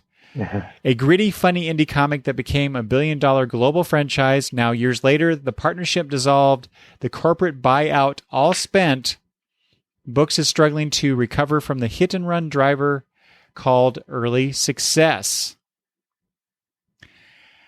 So, veiled autobiography? Yeah. I don't know. And even better, what they're doing with this looks like you get a comic inside the comic. So inside Drawing Blood, you get the radically rearranged Ronin Ragdolls #1 by these fictional creators. Little meta. Yeah, I love it. One thing wasn't meta; it's like ultra meta. I'm really curious how this is going to be received. And it is very interesting how much the Turtles have survived. I mean, you look at the stuff that IDW publishes that you and I don't read. Teenage Mutant Ninja Turtles, Transformers, G.I. Joe. I take those 3, and those 3 seem to be the most popular things that IDW has. So there's obviously an audience out there. And podcasts I listen to that are comic-centric, the people who host them make a point of, at the very least, talking about the Turtles. They read them on a monthly basis. So there is an audience out there. I've spoken to the guys at Comic Logic, and they have said that those are popular books. Wow.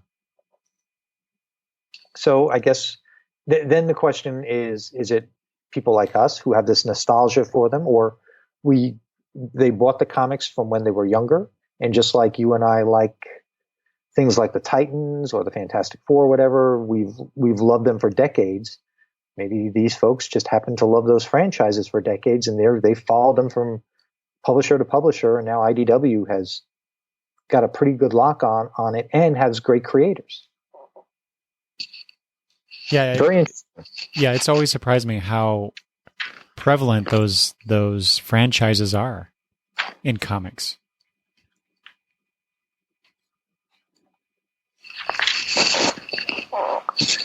Did you say you bought the Peter Cannon book from the Peter Cannon Thunderbolt book from Dynamite? No, I'm waiting for the trade on that one too.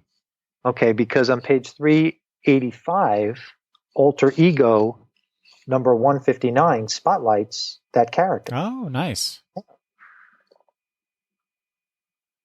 So a lot of people are either now just discovering the connection he has to Ozymandias.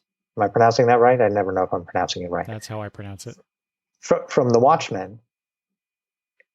So some people, because of the title coming out, have said, oh, I never made that connection before, or they knew it back in the day, forgot about it because why would you even bother thinking about it for 30 years, right? And then all of a sudden, now that the character resurfaces, then you start thinking about it because somebody brought it up on some show or in some interview somewhere. You go, oh, yeah, that's right. I remember that. So very, very interesting how now there's a little bit of a resurgence, or at least a little bit of interest in the character. Yeah. And enough to have an issue of Alter Ego from Tomorrow's about it.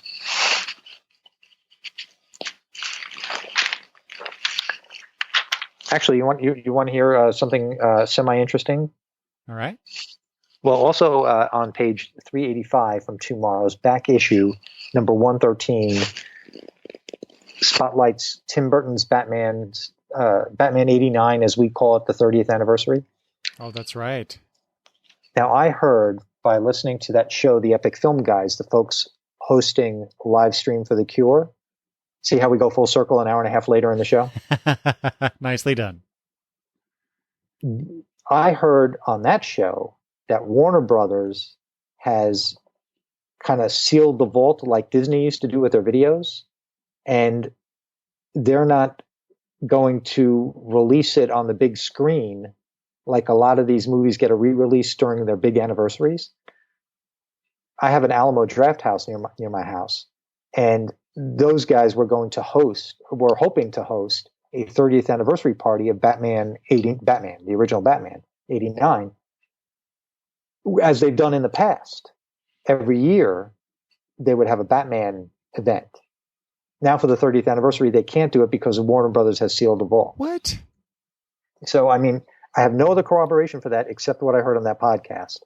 But being that one of their members of the show, Brian Loy, who also was on the George and Tony Entertainment Show many times, he's the creative director of the local Alamo Draft House. So if he has it wrong, I don't know who you can trust. Yeah.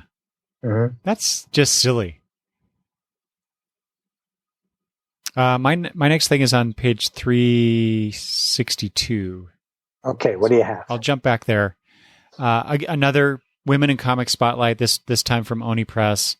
What's interesting about this is that they're featuring first on page 362 is Archival Quality, which was the winner of the Dwayne McDuffie Diversity in Comics Award that I talked about in the last news episode. So that's something that this is by Ivy Noel Weir and Steens as the artist. Anyway, I'm pretty sure this is a book that you and I have talked about in one of the previous episodes. Sounds familiar. A while back, and it's now an award winner. Right. Yeah. On top of that is they're highlighting the Space Battle Lunchtime volume that you mentioned earlier. My Boyfriend is a Bear. Yeah. So there's some it looks like Oni has some really good comics done by female creators. Oh, Tara O'Connor has one here. The Alternate History of Willow Sparks. I didn't know she did that. Yeah. And I think we've mentioned some of these before, like you said, archival. Yeah. I And think so you mentioned My Boyfriend is a Bear before. Yeah. yeah, a lot of these sound familiar, but unfortunately, I haven't read any of them. Yeah. And a lot of your listeners probably haven't either. So maybe somebody wants to take a chance. Mm-hmm.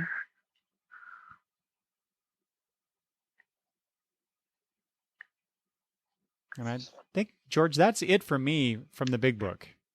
Okay, then I'm just going to quickly go through what I have over here.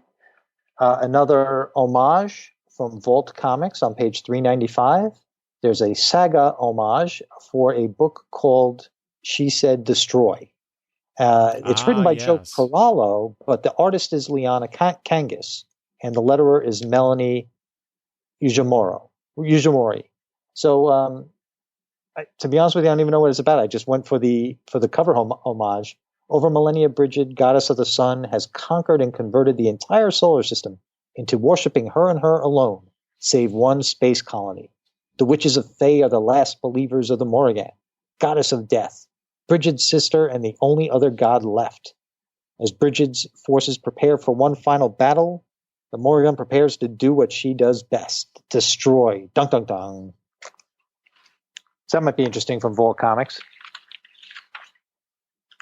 And let's see if any of these other things that I have are worth a look. I don't have that much more. Oh, I guess I did find one other manga. Okay. Okay, now here's the thing about manga. Manga has so many volumes that, you know, when you see something in this volume 13, you go, hey, did Eric and I spotlight that in a previous episode? So it's hard to find great titles in manga that you and I haven't already discussed. But here's one that's volume 1.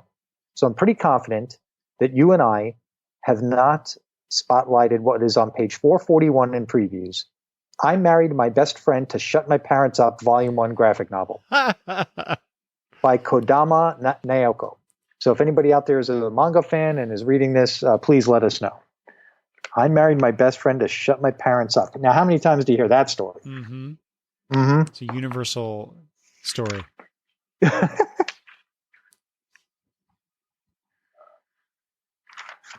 All right. Now, I just have things that, just like T-shirts and stuff that interested me. So I'm not going to go into that. And that is all I have for the big book. All right. Let's jump over to Marvel. I only have very few things. Yeah. Yeah. For as thick as the Marvel book is, there's not much that interests me, although especially with War of the Realms, if everybody's buying everything, that's War of the Realms, maybe. I don't know. But the DC book is shrinking. Is this something we're going to talk about? Because I know you didn't you guys discuss some of that on your we did. Yeah. When we get there, if you want to touch on that, sure. But yeah, no, you're right. Okay, and it's funny how you mentioned War of the Realms, because what interested me about that is that the first 27 pages of the Marvel catalog is all War of the Realms. Okay, so there's over 140 pages of content here. So if we do the math, right, that's a nice chunk of the book. Yeah, exactly. It's incredible. Oh my goodness! But before that, they're spotlighting this new book called Savage Avengers. Yeah. Now, what's your take on this? This is something I would never buy, but Jerry Dugan and Mike Deodato. Yeah, Jr. that's part of the problem. Is you got some pretty established, I think, well-regarded creators bringing people like who do they got here? Venom, the Punisher, Conan, because Conan's in everything now. Okay, now how do you feel about that though? I can understand if you want to do a one-time crossover like they were doing in Avengers No Road Home. Yeah. But to have him as part of a title in the main Marvel universe, I'm not sure. I'd like Damien to talk about this on Never Stay Dead, since he's a big Conan fan. Yeah, that's very true. Yeah. Who else is on here? Wolverine, of course, because you got to have Wolverine if it's a Savage anything. Is that Brother Voodoo and Elektra? Is that? It's funny. They don't say in the solicitation text, but I think that's who that is. Yeah. I'm not really sure. And of course, Elektra as well. Mm-hmm. So I'm not a Venom fan. I can't really get behind Venom too much. No, me either. Although I hear the Donny Cates Venom is just incredible. Just like I'm not a fan, and I'm going to be honest, I'm not really a fan of Deadpool in the comics anyway. But I'm not a fan of Bane. I'm not a fan of Venom. No.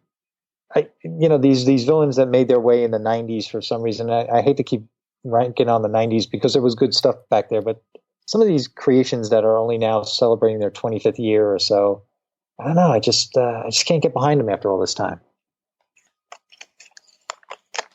So unfortunately, it's a hard pass for me. I know a lot of people are probably going to be into Savage Avengers. I will say, though, I'm not going to spotlight all the War of the Realm stuff because, like I said, it's like 27 pages or so. But on page 26, towards the end of that, let's see. This is Tony Stark Iron Man number 12. I just love that cover by Alexander Lozano. That dragon. Oh, yes. Isn't that? I mean, come on. That is a poster that I need to have. Yeah, and it's written by Gail Simone. Oh, that's right. I didn't even notice that. Yeah. I was so enamored by the picture. She's going to be at All-Star Comic-Con, the one con I'm probably going to this year. Oh, cool. Yeah. Well, tell her I said hello. I will let her know. Like she knows who I am. Well, I'll timestamp this part of the show and I'll play it back to her. Okay. Are you going to buy the main War of the Realms story? Or not? Yes. You are? Oh, yeah. Now, what about any of the ancillary titles? No, what are you going to do about those? I'm going to ignore them. Even though the Daredevil one does interest me, but no, I'm just going to get the main one because I'm really invested in the whole Jason Aaron written Thor lead up to War of the Realms and how all that ties together. But so it just kind of makes sense for you to do that. Yeah. Right. So what about New Agents of Atlas? No interest? It seems to be the one I'm interested in. This is, for me, that's kind of a bait and switch because they're using the title Agents of Atlas, which of course makes me want to get it initially. But then I read the description. I'm like, no, this is an Agents of Atlas in name only. True. I'll give you that. And I thought it was interesting on page 21, the Giant Man number 1 and 2 of 3 by Leah Williams and Marco Castiello, with all the different versions of people who grow and shrink. Yeah. And it looks like, I'm guessing it's Giant Man's son, a Goliath's son. Well, what they call him? Black Goliath for a while, and then they changed it. I forget what his name was when he eventually died in Civil War, but yeah, I don't remember either. I'm guessing that's his son. So that, I don't know. I'm intrigued, but I'm probably not going to get it. Yeah. But here you have pretty much everybody who grows and shrinks in one spot. And of course, but I'll tell you what, I still buy Moon Girl and Devil Dinosaur, probably the only Marvel title on my pull list. So that might be the only War of the Realms story I read because it's going to tie in there. I like that. I don't understand what this Marvel Battle Lines variant cover month is. Is that the name of a new video game from Marvel Battle Lines? That sounds like something like that. Yeah, I don't know really. So, well, I like the Moon Girl and Devil Dinosaur variant, and it's pretty much just of Devil Dinosaur by Sojin Joe. And I have noticed that a lot of these Marvel Battle Lines variant covers seem to be by artists of Asian descent based on their names. So I wonder if that has something to do with it. I don't understand. They didn't really make that clear at the beginning of the book. Yeah. Yeah. But anyway, that's probably the only Marvel title on my normal pull list. Anything else in the book? Page 69, X-Men Grand Design by Ed Piskor. This is Extinction number 1 of 2. So this is, I mean, I've only heard good things about this. All of the Grand Design books that Ed Piskor is doing.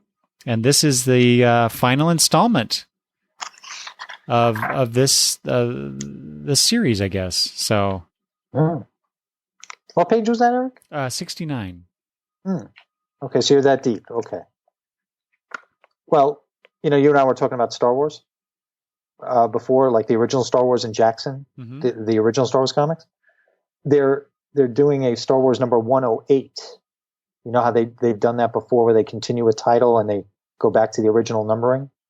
Well, they're starting. I guess it's a one shot. Yeah, it's a one shot. So Star Wars, the original run from back in the 70s to the 80s, ended with number 107.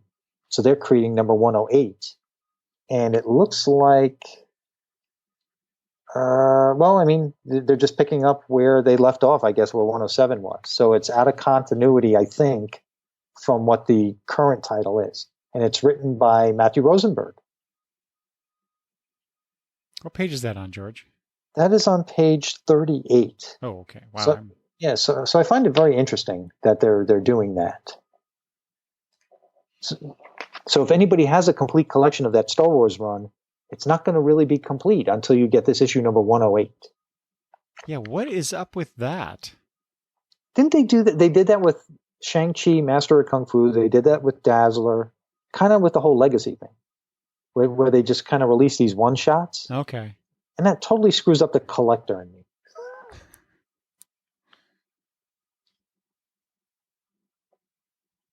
Huh. Yeah, see, it's Star Wars, so I skipped right over that. So I didn't even notice that was a continuation of the original series. And I was a big fan of the original series, so that's why it caught my eye. Have you bought any of these facsimile editions? No, I've been tempted, though. Out? Well, they've got Marvel Feature number 1 with the First Defenders and Alpha Flight number 1 on pages 56 and 57. I haven't bought any either. But I will say I have bought some True Believer books, because for $1, if you want to reread something that's, it's in front of your face, you go, I haven't read that in 20, 30 years. And you got me curious about it. I don't want to go back into my long box and try and find it. I'll buy it for $1. I'll do that. Well, but these facsimile editions, I'm not going to pay $5 for them. They knew who they were going after, George, I think. Yes. Me and a bunch of other people. Ooh. I'm done with Marvel, so whatever else you have. As I thumb through here to see what I'm going to whittle out of here. Have you seen Captain Marvel yet? As of this recording? I have not either. Hopefully by the time people listen to this, I will have seen it. Yeah. But I got to wait a couple weeks.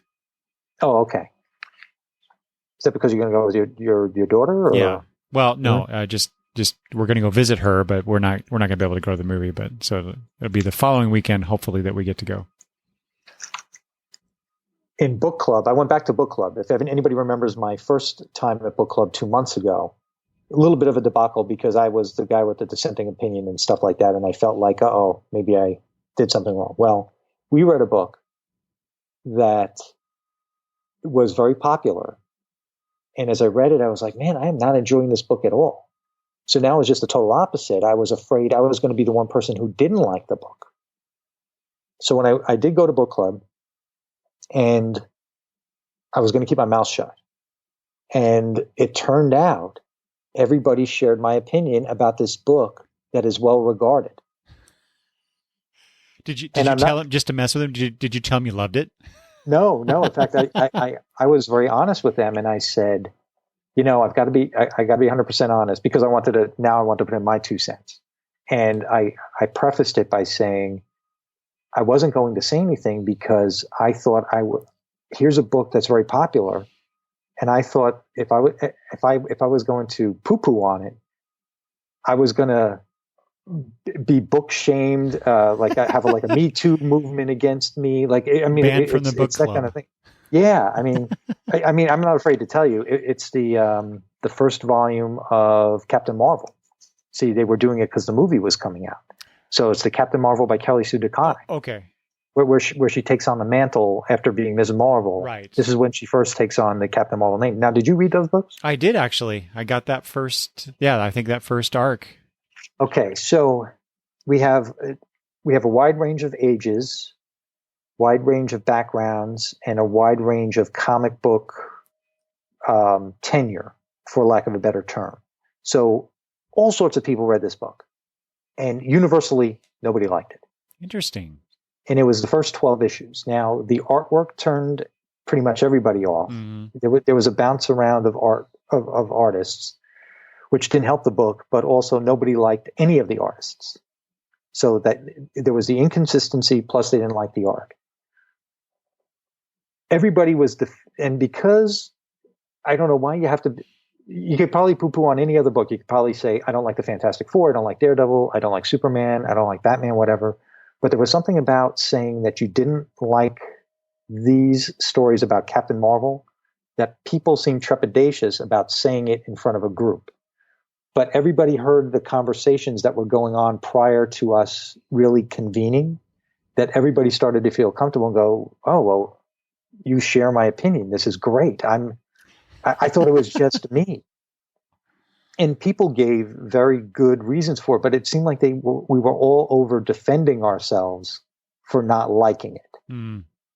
And it was kind of weird, but it was nice to know that at least I wasn't the odd man out this time, that we all shared the same opinion.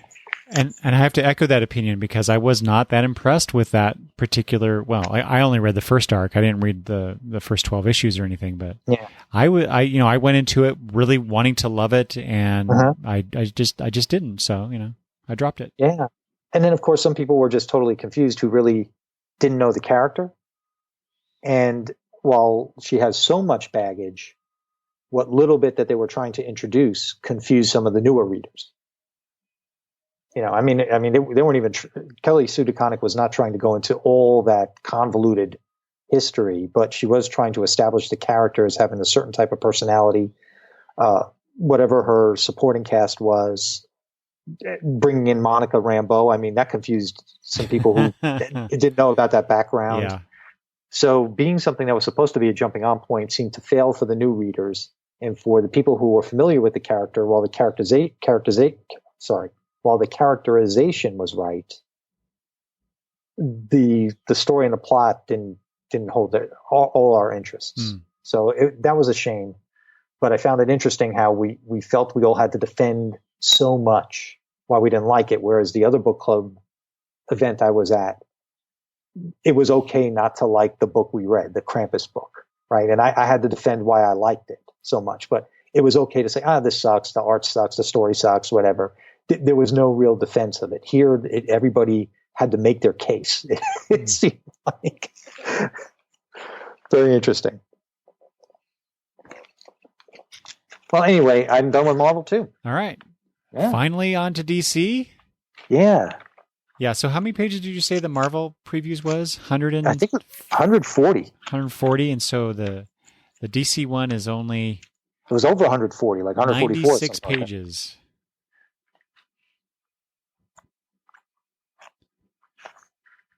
So yeah, Travis and I, on that news episode that I keep referring to, we did talk about the news coming out of DC about how they're cutting back on their line. They're trying to cut it back 10 to 15%.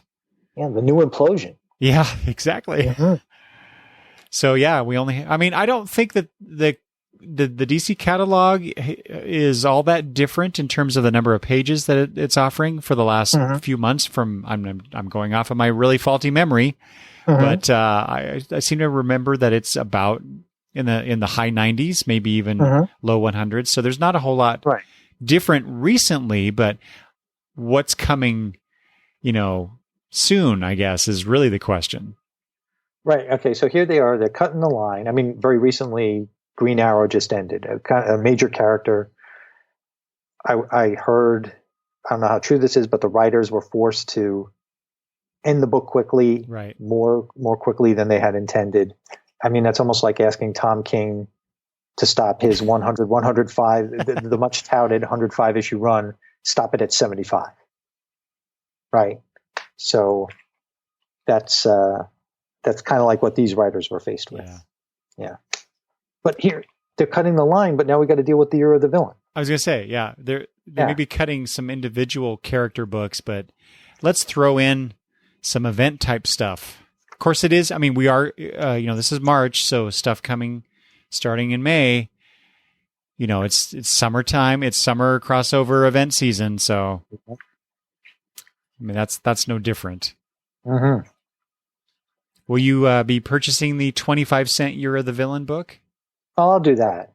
Yeah, for 25 I did cents. That. Yeah, I did that with DC Nation number 0. Yeah. Yeah, so I'll do that. I pretty much do that for any 25-cent book. I'll do that. What about I'm going to go back to this. What came before that, but what about this other thing they're doing? It's a 6-issue series, Deceased. So no, I'm out. Yeah, I'm out. It's zombies. It's DC zombies. I'm out. I never got into Walking Dead. I never got into the Marvel Zombies. Not my thing. Yeah, I've never liked zombie Comics. Yeah, no. But it's written by Tom Taylor. I know. And what about that cover, that horror movie variant cover by Yasmin Putri? Okay, now what page is this on? That's page 7. Okay, page 7. With Robin there. And oh yeah, okay. Joker, I assume, but that's pretty creepy. but also kind of creepy, but you know something, it's apropos. Yeah. Kind of creepy, but in a different way. Let's go back to page 2. Okay, but you know something we should describe to the listener. It's what you just described with Robin and the Joker is an homage to It. Oh, of course, yes, thank you. Yeah. So just let everybody know that's what that is. Yeah, that's what we're talking about. Batman Last Night, KNIGHT, Night on Earth, because you can never have the word night in a Batman comic that's not spelled that way. Mm-hmm. But this is a 3-issue prestige format series by Scott Snyder and Greg Capullo. And they say here, it is their last word on the Dark Knight. But that cover image there with Batman in shadow carrying this lantern, which appears to be the Joker's head, smiling, I know, cadaver head or something. That is creepy. Okay, I know this is probably more of a topic for your late breaking news with Travis, but what do you think about the direction of DC? Doesn't it seem like they went off the rail from Rebirth? That's a very good question. Because I look at it and it almost seems like when Rebirth came, you take Batman, for instance, and Scott Snyder, because Scott Snyder does have his hand, it seems, in the direction of where things seem to be going, or at least with events. But when Rebirth happened, to me, it almost seemed like they stopped Scott Snyder before he was done, like we were just talking about with Green Arrow, right? I don't know how true that is. And it seemed like they stopped him and other people, just like they stopped people at Flashpoint. With Flashpoint, you have to end your story because we're going to change the whole universe with the New 52. Now we're going to do Rebirth. You have to stop your stories because we're going to do New 52. I mean, we're going to do Rebirth. But I think something happened, like a switch happened, and almost like when Dark Metal came. Yeah, because it almost seemed like. I don't know if I read this or I thought this, but it almost seemed like Dark Metal was supposed to be part of the New 52 story that Scott Snyder was creating, almost like in a Tom King sort of way. He had certain things planned, but they weren't. It wasn't all like a long epic. It was almost like what Jason Aaron's doing with Thor. Right. You have a story here, a story there. Sure, there'll be connective tissue. But to allow Scott Snyder to almost like go back to that, and again, I'm theorizing. Once you let him go back to that changed. That is one of the major things to me that changed the direction of Rebirth. If you were going to go forward with Rebirth, Dark Knight Metal should never have happened, and some of these other events. Mm-hmm. So now these things are crazy. Like this Last Night book. I don't know what's going on. Yeah. I really just don't know what's going on. But, on the flip side of that, because it sounds like I think I agree with you for the most part. I think we're kind of looking at this a bit trepidatiously. But on the flip side of that is at least they're trying to tell some, we may not agree with this, but some interesting stories. Yes, featuring these characters. No doubt. And just kind of going, well, let's do a dark multiverse story. Well, let's break the source wall. Who would have thought of doing that, right? And and now the DC zombie thing. I don't know. They're just going after a bunch of different things. Does Challenger's Mountain still exist in Gotham or wherever the heck it came out? Yeah, I don't even know what happened with that. Crazy stuff. Oh well.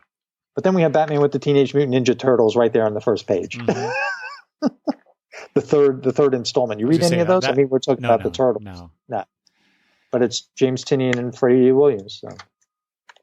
So are you going to get this Batman Last Night on Earth? No. Okay. I'm actually not a big fan of Scott Snyder's work. Okay. Now, what do you think about this DC Zero the Villain? Though? I mean, beyond this 25-cent one shot, do you think? I mean, are you really going to see? Okay, let me read this and see if it's going to be worth it, or are you just going to do it because it's a quarter? It'll be probably an interesting story with a cliffhanger, and you'll just set it aside and forget about it. I'll order it. It's going to be less than a quarter for me because of where I get my comics, and it'll allow me to get a sense of where they're going. But quite honestly, I mean, anything that comes out of this will have to be, on a per title basis, because I talked about this with Travis last time too. I don't really have any kind of interest in telling the villains stories or having the villains, quote unquote, win. Yep. I don't care for that. Sometimes it has to happen. That's fine, whatever. But I don't really have an interest. So this is probably one event that I'll sit out. Mm-hmm. What about on page 8? Are you going to bother with Batman and the Outsiders, the resolicit of I was going to Batman say, yeah, and this the is the resolicitation. We finally get that. Based on this description, no. Brian Hill, Dexter Soy. Actually, Dexter Soy was one of those artists on the Captain Marvel book. Oh, yeah? That I was telling you about, yeah. I forgot which issues. I like the Tyler Kirkham cover that they're showing. What do you think about on the next page, that Dear Justice League book by Michael Northrop? I think that's great. That looks like it could be a lot of fun. Yeah. Now, is this something that Gabby or Madison might get into? I don't know. Maybe. I would certainly like to look at it for sure. I mean, it's basically the Justice League answering fan mail from kids. Yeah. I think that's a great idea. But notice it's not on sale until the end of July. Yeah. No, okay. So Michael Northrop writes it. Gustavo Duarte illustrates it. And his cover art is very nice. I don't know. Might be very interesting. Yeah.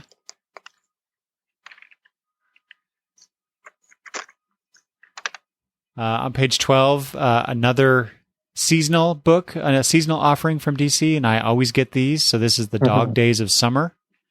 That looks like fun. 80-page giant is $10, but which means I'll get it for $5.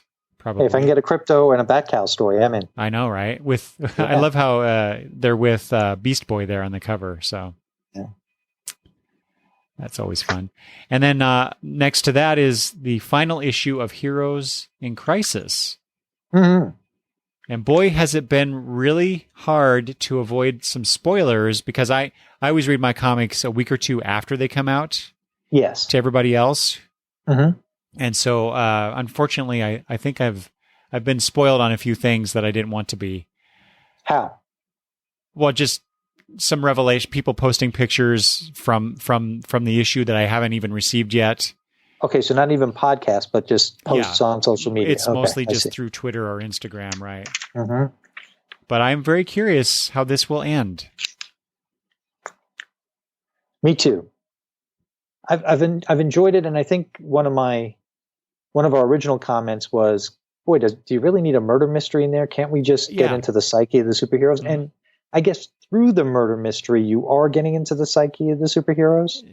Sure. And I'm thinking about, I'm like, okay, how else? Okay, maybe you needed the murder mystery, because would it have been interesting the way I envisioned that it was going to be? Right. Hey, I'm not a writer, right? So if you took out the murder mystery and you just had the confessionals or the inner dialogue, would it have been just as interesting? And to be honest with you, that's the part I find interesting.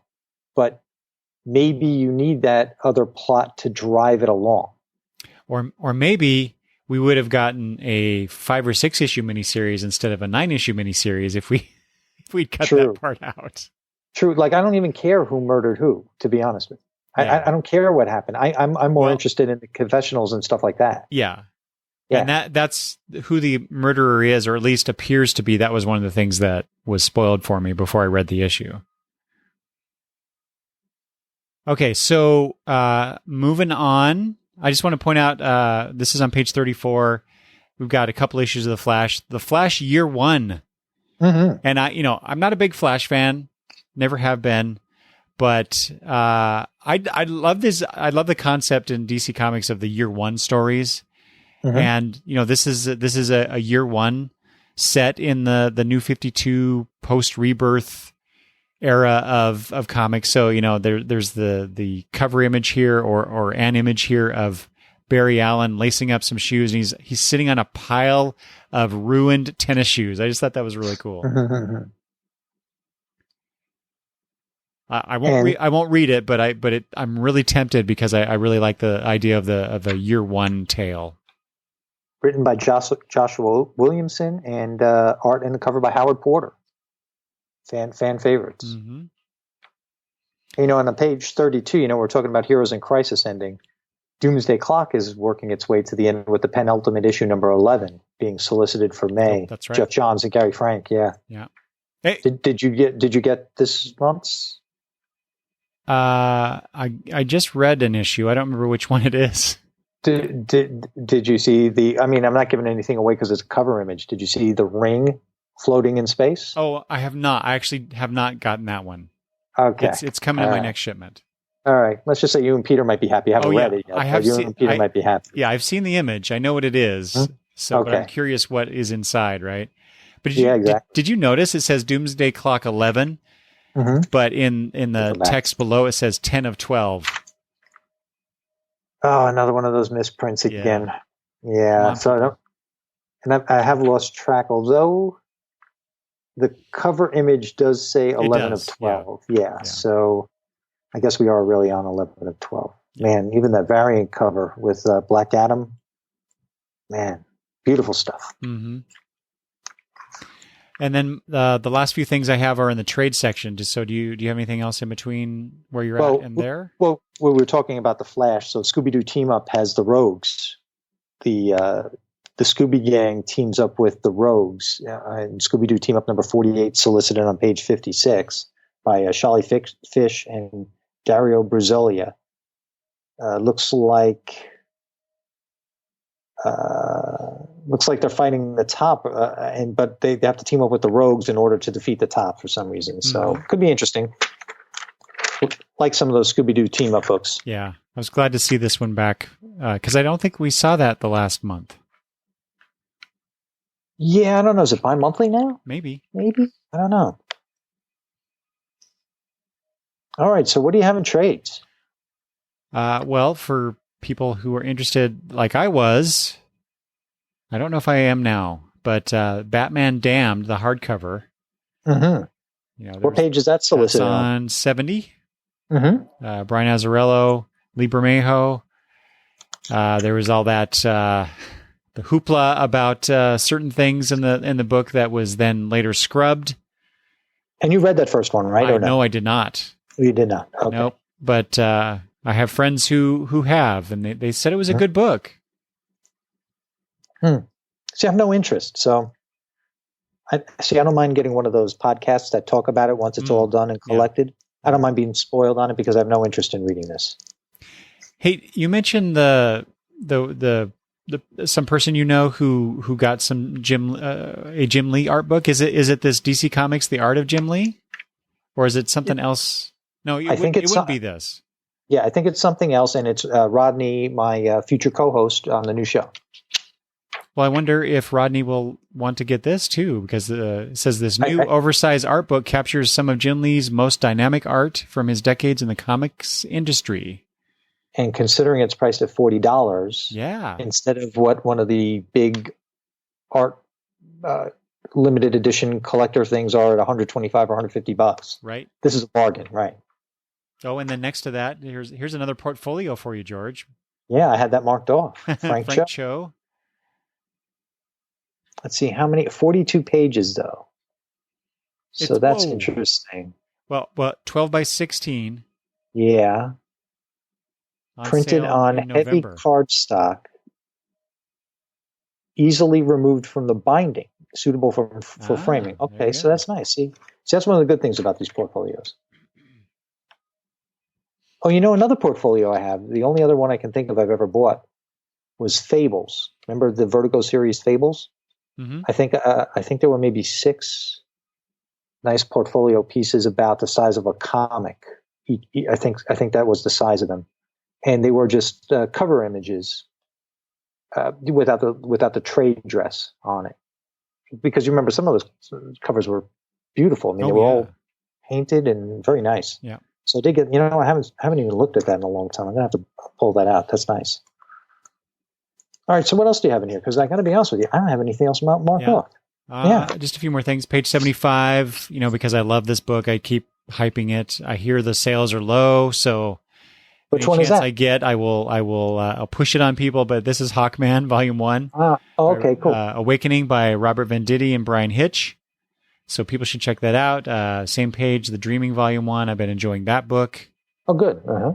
And then finally, because I want to get this, and my buddy Travis says this is the Sandman universe book that no one's talking about. This is Lucifer, Volume 1, The Infernal Comedy by Dan Waters and Sebastian Fumara and Max Fumara, I guess. So I will be picking that up, and that does it. Yeah, same here for me. Great. Good catalog this month. Yeah, lots of good stuff. A lot of fun stuff coming out in May. Hopefully we brought the listeners' attention to some things that they would not have picked up normally. Mm-hmm. We'll separate them from their money. Unfortunately, none of it comes to us, but that's fine. We want our books to be these great creators to get the work out there to a larger audience. Yeah. Thanks for having me on. Yeah, of course, George. I always enjoy talking with you about this stuff. Thanks. And even though we trimmed down our list, I still think we're pushing our total time you gave here. me a half hour to an hour before the show to talk about live stream for the Cure George Perez and that's trip to Florida and all that fun stuff. Yeah, that's all important stuff though. All right. Well, let's get out of here, George. Why don't you tell the folks how they can get a hold of you online, if you would, please? Okay, so currently, even though there's a new show coming up, everything is still under the George and Tony moniker. I was going to do some clever things about being under construction, but I never took the pictures and reposted avatars or anything like that. So on Twitter, it is George and Tony. On Facebook, it is George and Tony Entertainment. And hopefully, if Eric does invite me on yet again next month, not only will I have a new handle, it'll probably still be the same page, just a different name, but I will have a show with an episode either under my belt or coming out the week after the next previews episode. Oh, very cool. Nice tease. Yeah. Yes. It's coming, man. It's happening. It's happening. Good. I'm very much looking forward to that. We're working some things out, so it should be fun. Good. If people would like to send me feedback about this episode, tell us about some things that we did not talk about that you would recommend. I would love to hear that. Love to hear your recommendations.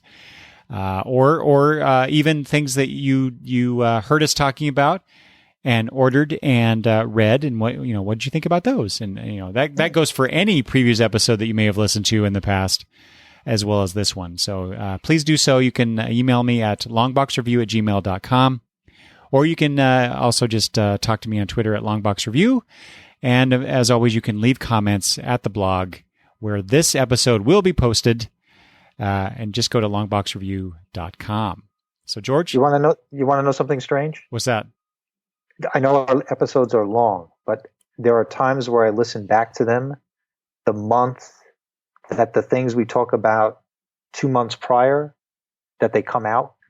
I listen to it again if I've got time, or I use that timestamp thing that we've been trying to do lately, just to see, did I miss something? Did I not order something? Should I be looking for something at my local comic shop?